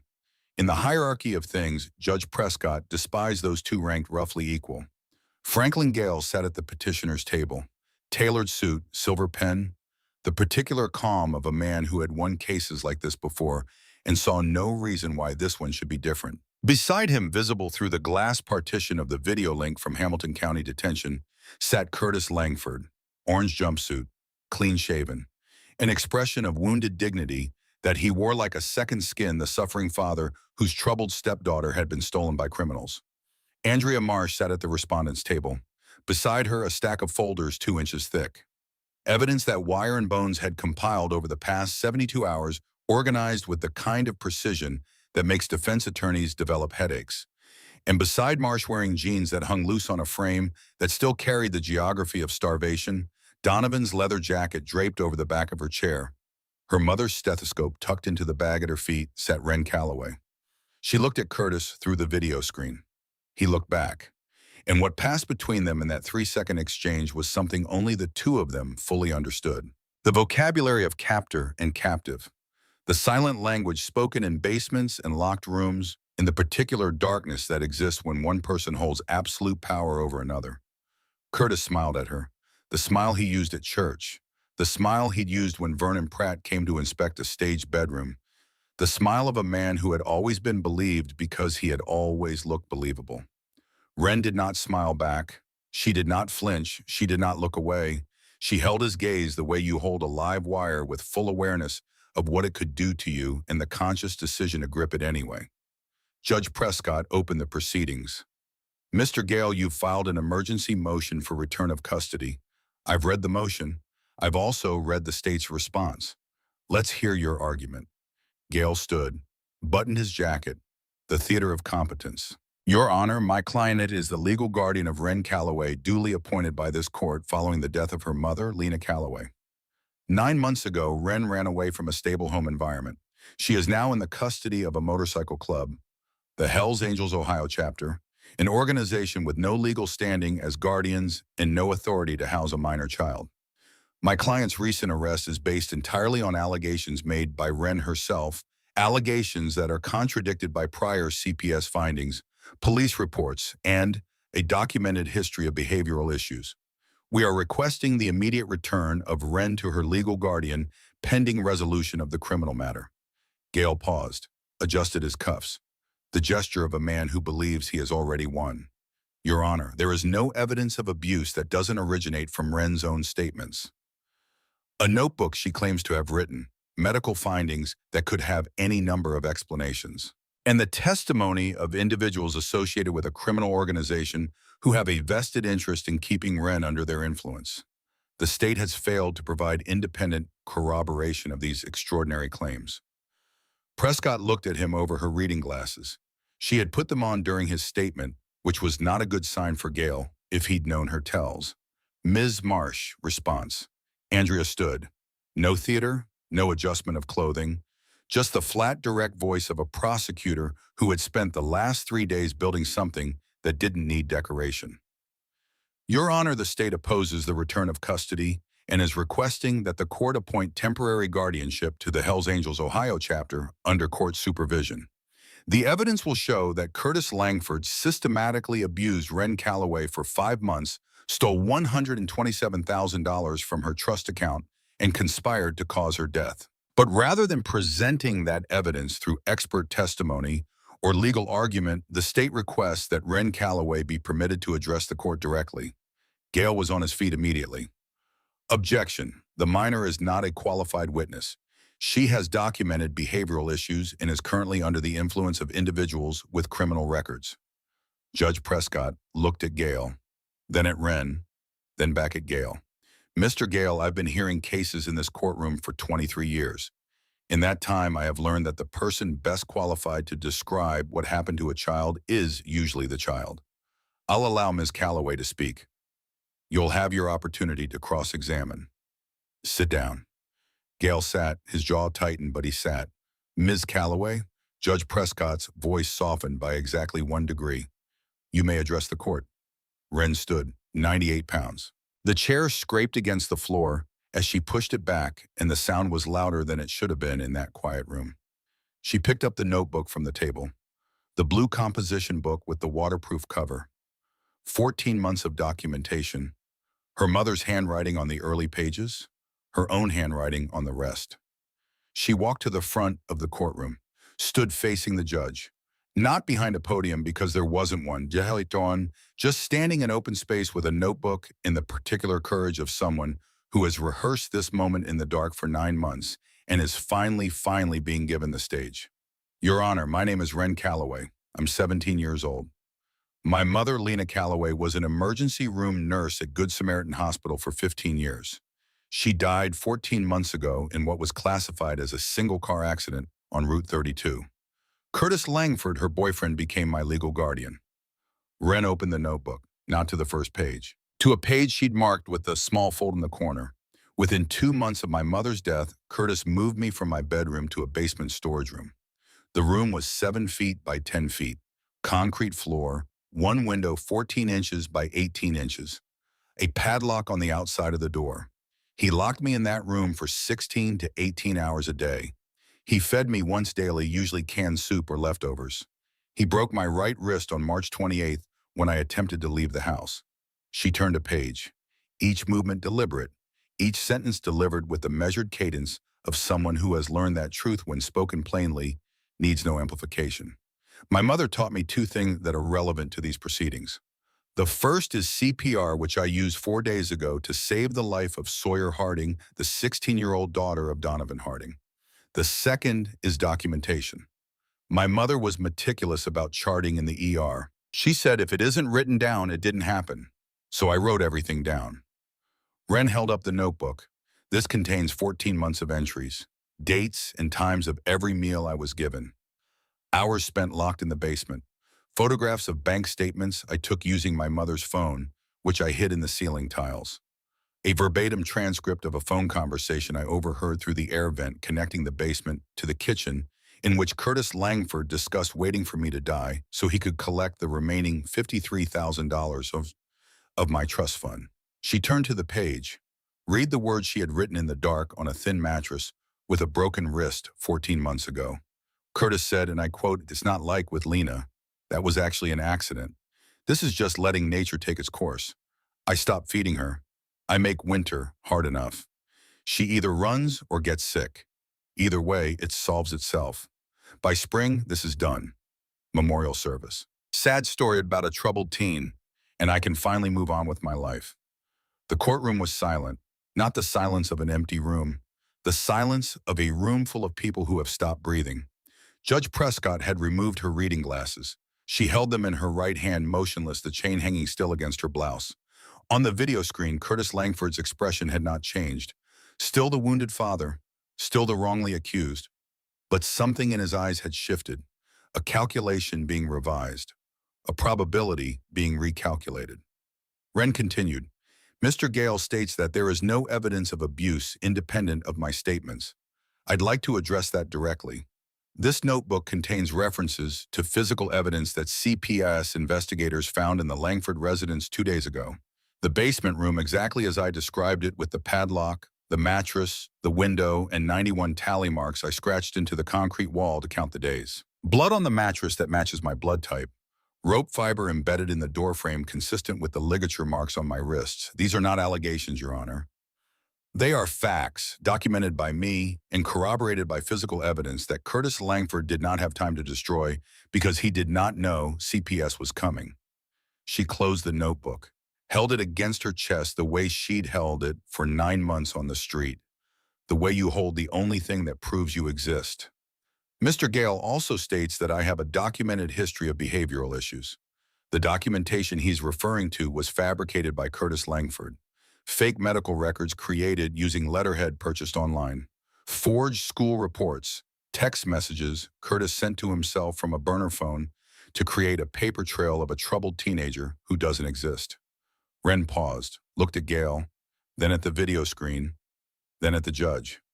I'm not troubled, Your Honor. I'm not unstable. I'm not a liar, and I'm not under anyone's influence. I'm a 17-year-old girl whose mother was murdered and whose guardian locked her in a basement and stole her inheritance and planned to let her freeze to death on the street. And I survived because my mother taught me that when you're the only one who can act, you act. Even if your hands shake, even if you're terrified, you act. She set the notebook on the judge's bench, placed it there deliberately like an offering, like evidence, like the culmination of everything she'd endured and documented and carried through 9 months of homelessness and 4 institutional failures in a February morning where she'd knelt on frozen concrete for 8 minutes to save a stranger's life. Everything is in there, Ren said. Every date, every detail, every word he said when he thought nobody was listening. I am asking this court to read it, and then I am asking this court to make sure I never have to go back to that house. She walked back to her seat, sat down, placed her hands flat on the table, and if they were trembling, it was the kind of trembling that comes from adrenaline rather than fear. Gale stood for cross-examination. He had prepared questions, pointed questions designed to expose contradictions, to suggest fabrication, to paint Ren as a manipulative teenager who had constructed an elaborate lie. He had done this before with other witnesses and other victims, and it had worked because the legal system rewards confidence over truth and people who can afford good attorneys over people who can't afford dinner. But something had changed in the room, something Gale could feel but couldn't name. The temperature of the proceedings had shifted, and when he looked at Judge Prescott, he saw something he hadn't expected. She was angry, not visibly. Prescott was too experienced for visible anger. But her questions to Gale during cross had an edge. When he asked Ren about her mental health history, Prescott sustained Marsh's objection before Marsh finished making it. When Gale attempted to introduce Officer Renfro's statement about Ren's previous report being unfounded, Prescott looked at the statement for exactly 4 seconds and said an officer who accepted a suspect's documentation at face value without independent verification is not a credible source on the validity of that suspect's victim's claims. Gale tried 3 more approaches. Each one met the same wall. Prescott was not hostile. She was precise. She asked follow-up questions that dismantled Gale's premises before he could build on them. She requested documentation that Gale couldn't provide because his documentation was fabricated by a client who'd assumed the fabrication would never be tested against reality. And then Andrea Marsh called her final witness. Not Ren, not Bones or Wire or Donovan. She called someone whose testimony would crack the case open along a fault line nobody had seen. The state calls Dr. Kathleen Fairfield. Doc Fairfield took the stand. Composed, professional. The demeanor of a woman who had testified in courtrooms before and understood that her job was to present facts and let the facts do the work that emotion couldn't. Dr. Fairfield Marsh began. You examined Ren Callaway at UC Medical on February 10th. Can you describe her condition? Severe malnutrition. BMI of 14.8, which is classified as dangerously underweight. Bilateral rope burns on both wrists consistent with prolonged restraint. A right radius fracture that healed without medical intervention resulting in malunion that will require surgical correction. Pneumonia in both lungs. An overall physical presentation consistent with sustained deprivation over a period of months. In your medical opinion, could these injuries be self-inflicted or the result of living on the street? The Malunian fracture was caused by a single acute trauma event and consistent with the bone being forcibly snapped. That is not a street injury. The rope burns show layered healing indicating repeated restraint over weeks or months with the same type of ligature. The malnutrition pattern shows chronic caloric restriction beginning well before the period of homelessness. These are not the injuries of a runaway. These are the injuries of someone who was held captive and systematically deprived. Doc paused. Then she said something that was not in the prosecutor's script. I also want to note for the record that I knew Ren's mother. Lena Callaway and I worked together at Good Samaritan Hospital before I transferred to UC Medical. She was one of the finest nurses I've ever worked with. Meticulous, compassionate, dedicated to documentation because, as she believed, accurate records saved lives. The notebook Ren presented to this court reflects training that Lena gave her daughter. It is not the fabrication of a disturbed teenager. It is the work of a young woman who was taught by a medical professional to document what she observed and who applied that training under conditions most adults would not survive. Gail objected. Character testimony. Irrelevant. Prescott overruled him without looking up from the notebook she was reading. Ren's notebook. She'd been reading it since Ren placed it on her bench, turning pages, with the careful attention of someone who understands that every line was written in darkness by hands that hurt. And then Marsh played her final card. Your Honor, the state has one additional piece of evidence. During the preparation of this case, forensic investigators re-examined the circumstances of Lena Callaway's death 14 months ago. The original finding was accidental death due to brake failure. However, the medical examiner's file contained a notation, and I quote, brake line failure, suspicious given vehicle age and maintenance records, recommend further investigation. That recommendation was never acted upon. Marsh paused. Let the weight of that settle. In the course of his investigation, our forensic analysts recovered additional information. Curtis Langford borrowed Lena's vehicle the morning of her death. He told her he needed to run errands. The vehicle was 3 years old with a clean maintenance record. Brake lines on a vehicle of that age and condition do not fail spontaneously. She turned to the notebook on the judge's bench. And in Ren Callaway's notebook, in an entry made 11 months ago, 5 months before she escaped, there is a detail that Ren recorded at the time without understanding its significance. On the evening of her mother's death, Curtis returned home with fluid stains on his hands and clothing. When Ren asked about it, Curtis said he'd been helping a neighbor fix their car. Ren documented this because her mother had taught her to document everything. Marsh looked at the judge. The fluid has since been identified through forensic analysis of Curtis's clothing, which was seized during the arrest as brake fluid. The neighbor Curtis claimed to have helped has confirmed that Curtis did not visit his home that day and that his car required no repairs. Your Honor, Curtis Langford tampered with the brake lines on Lena Callaway's vehicle, causing the single car accident that killed her. He then collected $180,000 in insurance money, positioned himself as guardian of Lena's daughter, and systematically stole her inheritance while planning to let her die. The courtroom did not breathe.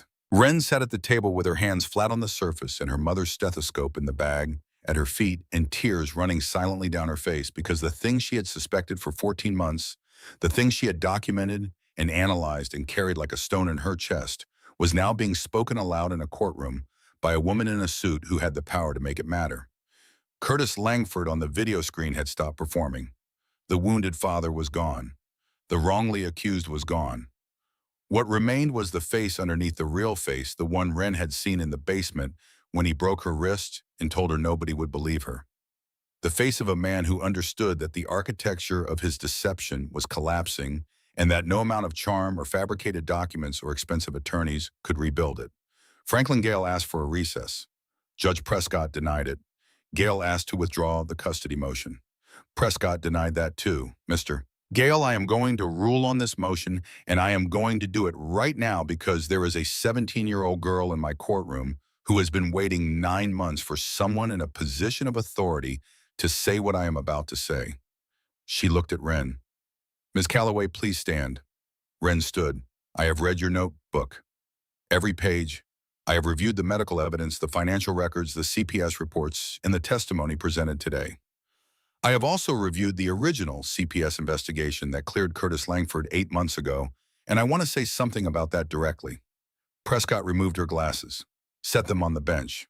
When she spoke, her voice carried the weight of 23 years of watching the system fail the people it was designed to protect. You went to CPS, they closed your case. You went to the police, they sent you back to your abuser. You went to a shelter, they turned you away for lack of documentation. You went to a hospital. They treated your symptoms and ignored your scars. 4 institutions, 4 failures, each one a door that should have opened and didn't. And through all of that, through 5 months of captivity and 9 months of homelessness, you kept writing in that notebook. You kept documenting. You kept gathering evidence because your mother taught you that if it isn't written down, it didn't happen. Prescott paused. Her voice, when it continued, was steady in the way that steady things are steady, not because they don't feel the strain, but because they choose to bear it. The motion to return custody to Curtis Langford is denied. The court finds that Curtis Langford poses an immediate and ongoing threat to the safety and welfare of Ren Callaway. The court further finds that the Hells Angels Ohio chapter, under the leadership of Garrett Whitmore, has demonstrated a capacity and commitment to protect this child that exceeds anything the state's institutions have managed to provide. She looked at Priest, who was sitting in the gallery with Donovan and Bones and Wire. 4 men in leather cuts in a family courtroom, looking like everything the system warned you about and acting like everything the system claimed to be. I am granting temporary protective custody of Ren Callaway to the Hells Angels Ohio chapter under supervision of the state. Weekly check-ins with a court-appointed advocate. Monthly reviews of living conditions, medical care, and educational progress. This arrangement will remain in effect until Ren reaches the age of majority on November 3rd. Prescott looked at Ren. Ms. Callaway, does this arrangement feel safe to you? Ren nodded, then found her voice. Yes, Your Honor, it feels safe. Prescott nodded once. Then she said something that was not part of any legal ruling, but that would be remembered and quoted long after the case file was archived. In 23 years on this bench, I have never granted custody to a motorcycle club. I suspect I never will again. But this case has taught me something I should have learned a long time ago. Family is not defined by blood or by legal paperwork or by the institutions we've built to administer it. Family is defined by who shows up when a child is drowning. And in this case, the people who showed up were not the caseworkers or the police officers or the school administrators. They were 180 men on motorcycles who rode through the night because a 17-year-old girl needed them. She closed the file. Court is adjourned. Curtis Langford's criminal case moved forward on a separate track. The evidence was devastating.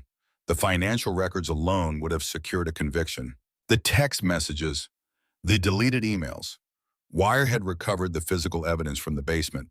The neighbor testimonies, each piece interlocking with the others, like the components of a machine designed to do one thing, to prove beyond any reasonable doubt that Curtis Langford had systematically destroyed a child's life for money. Franklin Gale withdrew as counsel 3 days after the hearing. He cited irreconcilable differences, which is the legal profession's way of saying, my client is guilty and I don't want my name attached to the outcome. Curtis's new attorney, a public defender named Paul Westbrook, reviewed the evidence and advised his client to negotiate. The prosecution offered 8 years in state prison, no parole eligibility for 5 years. In exchange, Curtis would plead guilty to felony child abuse, unlawful restraint, theft of funds held in trust, and fraud. The conspiracy charge would be dropped, but the investigation into Lena Callaway's death would continue as a separate matter. Curtis took the deal in April. The sentencing hearing was held on a Tuesday, the same day of the week as Lena's funeral, which was either coincidence or the universe's idea of structural symmetry. Ren sat in the courtroom, Donovan on her right, Sawyer on her left, Priest and Doc behind them, Bones near the prosecutor's table. Wire in the back row documenting everything because Wire always documented everything. Judge Prescott, who had been assigned the criminal case as well, through a jurisdictional alignment that some called unusual and others called appropriate, looked at Curtis Langford standing in his orange jumpsuit and delivered a statement that would be quoted in every news article written about the case. Mr. Langford, you were entrusted with the care of a child who had just lost her mother. Instead of protecting her, you imprisoned her. Instead of nurturing her, you starved her. Instead of honoring the memory of the woman who trusted you with her daughter's life, you stole from that daughter and plotted to let her die. Prescott's voice did not rise. It didn't need to. You are a predator who wore the mask of respectability, a deacon who locked a child in a basement, a coach who broke a teenager's wrist, a guardian who counted the days until his ward would freeze to death on the street and he could collect the insurance money. The court sentences you to 8 years in state prison. I only wish the law allowed me to give you more. Curtis looked back at Ren once as they led him away. One look. And Ren saw what was in his face, not remorse, not guilt, not the dawning recognition of what he'd done. Rage. Pure and simple, the rage of a man who had been caught, who had run every calculation and played every angle and still lost because he had underestimated a girl he'd assumed was already destroyed. Ren did not flinch, did not look away. She held his gaze across the courtroom, the way she'd held it across the video screen at the hearing, and the way she'd held her hand steady on Sawyer's sternum for 8 minutes on frozen concrete. With the quiet, absolute certainty of someone who knows that the worst is behind her, and the person who put her through it no longer has the power to make her small. The weeks after the sentencing moved at a different speed, slower, gentler, the velocity of recovery rather than crisis. Ren moved into an apartment 3 blocks from the clubhouse, 2 bedrooms furnished by brothers who'd pooled resources, rent paid 6 months in advance from club funds. Priest had been explicit that this was not charity. This is investment in family, he said, and family earns its keep, which means you're going to school and you're eating 3 meals a day and you're letting Doc monitor your health until she says you're clear. Those aren't suggestions. Doc Fairfield visited daily for the first 3 weeks. Refeeding syndrome was the immediate concern, a dangerous condition where a starved body suddenly given adequate nutrition can go into metabolic shock. Every meal was planned, every calorie counted, small portions 6 times a day, progressing gradually as Ren's body remembered how to process food. Your digestive system essentially shut down to conserve energy, Doc explained. We have to restart it slowly. Think of it like restarting an engine that's been sitting in a garage for a year. You don't just turn the key and floor it. You check the fluids, prime the pump, let it idle before you put it in gear. By the end of March, Ren had gained 12 pounds. Still underweight, still fragile in ways that wouldn't show on a scale, but no longer critical, no longer hovering at the edge of the cliff where organs begin to fail and the body starts consuming itself. In April, the corrective surgery on her wrist. Pins and plates to reset the bone that Curtis had broken and never treated. 3 hours in the operating room. 6 weeks in a clinic. Physical therapy twice a week at a VA clinic that Wire had arranged through his military connections because the VA physical therapists were the best in the city and Wire knew all of them. And therapy, real therapy. Twice a week with Dr. Claire Thornton, a psychologist who specialized in trauma survivors and who operated out of a small office on Reading Road with plants in the window and a golden retriever named Hemingway, who served as an unofficial therapy dog. Healing isn't linear, Dr. Thornton said in their first session. Hemingway's head was resting on Ren's knee, which is what golden retrievers do when they sense that someone needs grounding. Some days you'll feel strong. Some days you'll feel like you're back in that basement. Both are normal. Both are part of the process. The goal isn't to forget what happened. The goal is to make sure what happened doesn't get to decide what happens next. Ren learned to talk about the basement, about the hunger, about the sound of the padlock clicking shut every night at 9 and the particular darkness that exists when the only window is 14 inches wide and the only light is a bare bulb on a pull chain. She talked about the conversation she'd overheard through the vent, about the moment she understood that Curtis was waiting for her to die, about the 3 days between that conversation and Her escape when she lay in the dark and made the decision to survive. She talked about her mother, about cinnamon coffee on Sunday mornings and CPR lessons on the living room floor, about the stethoscope with L. Callaway engraved on the bell, about the ache of missing someone so completely that the missing becomes a physical location, a place you carry inside your body. And she talked about the morning outside the roastery, about Sawyer falling, about the 8 minutes, about the choice to kneel on frozen concrete and fight for a stranger's life when her own life was barely worth the weight it carried. "Why did you do it?" Dr. Thornton asked. Ren was quiet for a long time. Hemingway's tail thumped softly against the carpet. "Because my mother's voice was in my head, and she was saying, 'You don't get to freeze. You act.' And because if I walked past that girl, if I stood there with everyone else and just watched, then everything my mother taught me was meaningless. And I couldn't let that be true. I couldn't let Curtis take that from me, too." May arrived, then June. Ren's body continued its slow restoration. Her face filled out, the dark circles faded. Her hair, which had been brittle and thin from malnutrition, grew back thick and dark. She started running in the morning short distances at first, building up her lungs, clearing her legs, remembering what it felt like to move without pain. Sawyer became her closest friend, the first real friend Ren had in 2 years. They studied together at Ren's apartment, Sawyer helping Ren catch up on the education that Curtis had stolen. 2 years of missed at school, history and literature and mathematics, and the thousand small pieces of knowledge that most 17-year-olds absorb without realizing how lucky they are to have the chance. Sawyer never treated Ren like a project or a charity case, never looked at her with the particular softness that people use when they see a victim rather than a person.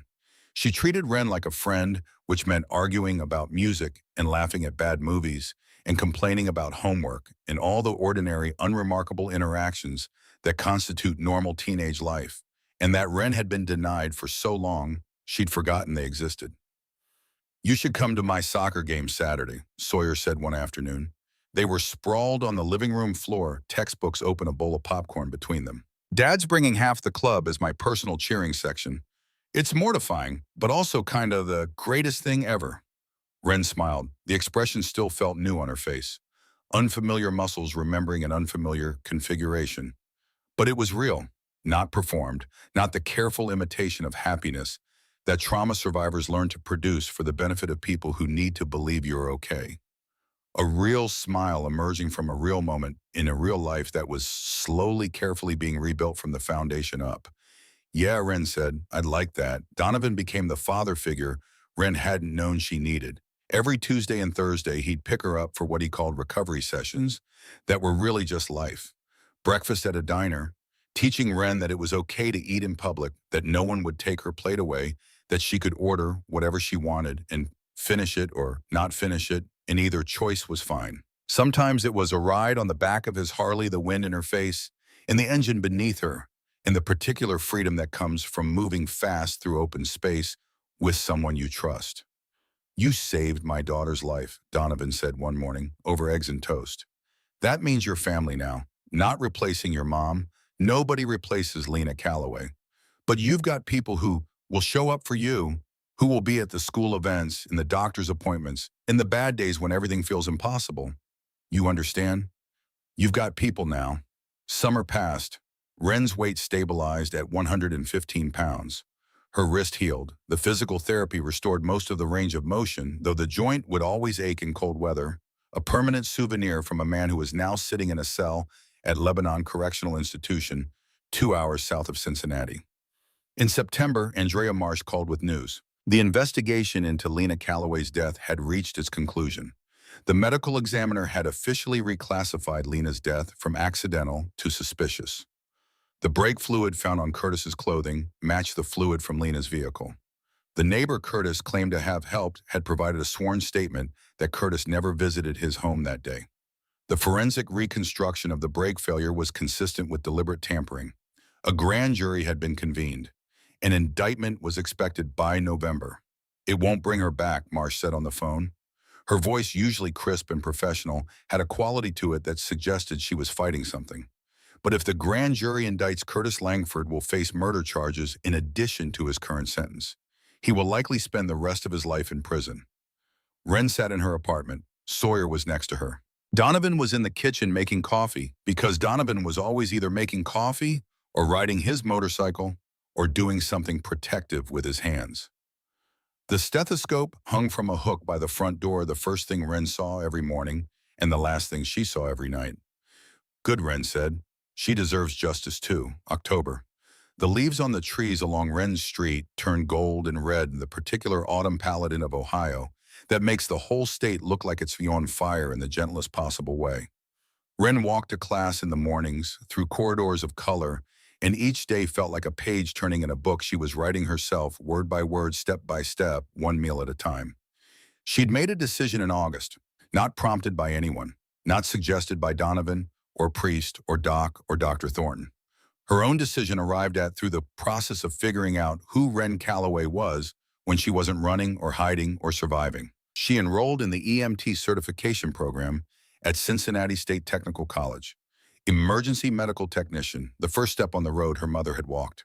Not because anyone told her to, because she'd knelt on frozen concrete for 8 minutes and brought a girl back to life, and the feeling of being the person who acts when everyone else watches was the closest thing to her mother she could reach. The program started in January, but Ren began studying in October, medical terminology that lived in her blood because Lena had used it at the dinner table, the way other parents use small talk. Anatomy, pharmacology, trauma response, patient assessment. Each chapter a conversation with her mother's memory. Each clinical procedure a continuation of the education that had started on a living room floor with a practice mannequin and a 12-year-old girl who rolled her eyes at CPR November 3rd, Ren's 18th birthday. The clubhouse was transformed. Streamers, balloons, a cake that Sawyer had ordered from the bakery on Vine Street, chocolate with vanilla frosting because Sawyer had asked Ren's preference 2 weeks ago in a way that was supposed to be casual but wasn't. 75 people filled the space. Brothers and their families, Sawyer and her friends from the soccer team, Doc Fairfield and her husband, Bones and Wire, Andrea Marsh, who had become something between a legal advocate and a friend over the course of 9 months, Dr. Thornton, who came with Hemingway, and the golden retriever made the rounds of the room like a furry diplomat, collecting affection from every person he passed. Even Judge Prescott, who had received an invitation through Andrea and had accepted because there are cases that stay with you, and Ren Callaway's was one of those cases. Ren stood in the center of the room wearing jeans that fit a 120-pound frame and a Hells Angels t-shirt that Sawyer had bought her as a joke but that Ren wore with genuine pride. Her wrist was free of the brace. Her hair was pulled back in a ponytail, clean and thick. The shadows under her eyes had faded. Her cheeks had filled. She looked 17. For the first time in 2 years, she looked exactly her age. Not younger, not hollowed, not carrying the visible evidence of what had been done to her. A young woman standing in a room full of people who had chosen to be there because she mattered to them, and the knowledge of that mattering, the physical reality of it expressed in the streamers and cake, and 75 voices singing happy birthday was almost more than she could hold. Donovan brought out the cake. The candles flickered. The singing was loud and off-key and perfect. Ren blew out the candles and made a wish, and for the first time in her life, the wish felt like something that might actually happen rather than something she was screaming into a void. After the cake, after the presents, after the laughter and the conversations and the particular warmth that fills a room when people are genuinely happy to be together, Priest pulled Ren aside, handed her an envelope. "What's this? Open it." Inside was a bank statement. The trust account in Ren's name. Balance $53,847.12. The money Curtis hadn't managed to steal. And beneath it, a second statement showing an additional $42,000 raised by Hells Angels chapters across Ohio, Kentucky, and Indiana. Brothers who'd heard Ren's story and sent what they could. "That's yours," Priest said. "All of it. For college, for trade school, for the EMT program, for whatever future you want to build." He paused. Looked at this girl who'd come into his life weighing 98 pounds and carrying a notebook and a stethoscope, and nothing else, and who was now standing in his clubhouse at 120 pounds, with color in her face and light in her eyes, and the particular straightness of posture that belongs to people who have learned they don't need to make themselves small. And one more thing, Doc's Hospital is accepting you into their EMT training program starting January, paid position as a trainee, benefits, mentorship from some of the best paramedics in the city. Ren looked at the numbers on the page, at the money that represented a future she'd been told she wouldn't live to see, at the investment that $95,000 of strangers' faith represented, at the evidence more powerful than anything in her notebook that she was not invisible, had never been invisible, had only been surrounded by people who chose not to look. I don't know what to say. Priest put his hand on her shoulder, gently, the way you touch someone who has flinched from hands for so long that every gentle touch is a lesson in relearning what hands can be. Say you'll use it. Say you'll build something beautiful out of everything ugly you survived. Say you'll be happy. Ren hugged him. This man who'd lost his own daughter to violence and had spent 15 years converting that grief into protection for other people's children. Who'd mobilized 180 men because he believed that protecting the vulnerable wasn't just a duty, but a sacred one. Who'd stood on a suburban street at dawn and directed an evidence operation with the precision of a military campaign because a girl he'd never met needed someone to fight for her. Thank you, she whispered, for seeing me when I was invisible. You were never invisible, Ren. You were just surrounded by people who chose not to look. But once someone really sees you, once someone decides you matter, you can't be unseen. You become permanent. You become part of the story. And your story, Ren Callaway, is one of the best ones I've ever been part of. Ren started the EMT program in January, found she had her mother's gift, the steady hands, the calm voice, the ability to walk into chaos and see past the noise to the person who needed help. She carried Lena's stethoscope in her locker, used it on every shift. Not because she needed it, the hospital-issued equipment was perfectly adequate, but because pressing those earpieces into her ears and placing that bell against a patient's chest was the closest she could come to working beside her mother again. She made honor roll every semester, became president of the EMT student organization, started speaking at high schools across Hamilton County about recognizing the signs of abuse, about the importance of documenting what you see, about what it means to act when everyone else is watching. She saved 3 lives in her first 6 months on the job. A cardiac arrest at a grocery store, a child choking at a birthday party, an elderly man who collapsed at a bus stop while 14 people stood around him with their phones out. Ren didn't record any of those moments. She knelt. She placed her hands. She counted. She breathed. She did what her mother taught her to do. The case left marks on the system too. Hamilton County CPS implemented mandatory solo interviews with minors. No exceptions, no parental presence during initial assessments. Follow-up visits within 30 days of any abuse report. Vernon Pratt, who had reopened the case and helped bring Curtis down, became an advocate for caseload reform, testifying before the state legislature about the impossible mathematics of 73 children and 40-minute appointments. Andrea Marsh's office rewrote its protocols for evaluating abuse claims against respected community members. No more deference to reputation. No more accepting a suspect's documentation without independent verification. Ohio passed what the press called Ren's Law, requiring independent financial audits of all trust accounts involving minors with deceased parents. 4 other districts adopted similar oversight programs within the year. And on the wall of the Riverside Roastery near the entrance where Ren had once sat invisible against the brick, the owner mounted a small brass plaque in honor of Ren Callaway, who taught us that heroes don't always look like what we expect. Sometimes they look like someone everyone else stops seeing. Every February 10th, Ren and Sawyer meet at the roastery, sit at a table by the window, order coffee. Ren drinks hers with cinnamon because some rituals are inherited and some connections transcend the distance between the living and the dead. They don't talk about the morning it happened, not usually. They talk about classes and work and soccer games and the ordinary business of being alive, which is itself a form of victory for 2 girls who came close enough to death to feel its breath on their faces.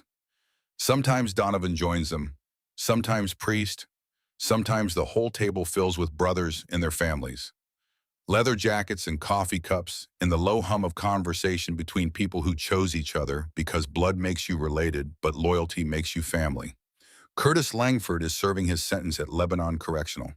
The grand jury indicted him on one count of murder in the first degree for the death of Ren Callaway. That trial is pending. The evidence is strong.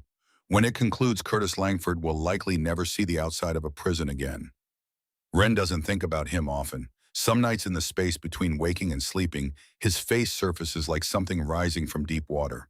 The smile he wore for the neighbors, the sound of the padlock, the words through the vent by spring, this is done spoken with the casual certainty of a man who believed he had already won. But then she opens her eyes, and she's in her apartment, and the stethoscope is hanging by the door, and the notebook is on the shelf closed now, its work done. And outside her window, the city is waking up the way cities do, slowly and all at once, with traffic sounds and bird song and the distant rumble of a motorcycle engine that might be Donovan heading to the clubhouse or might be nobody at all. And Ren Callaway gets up, gets dressed, pins her EMT badge to her uniform, puts her mother's stethoscope in her bag, and goes to work. Because Lena Callaway taught her daughter two things: how to save a life and how to document the truth. And Ren has spent every day since proving that both lessons were worth learning, that both skills are worth having, that the girl everyone stepped over on a frozen February morning was never invisible at all. She was just waiting for the right moment to stand up.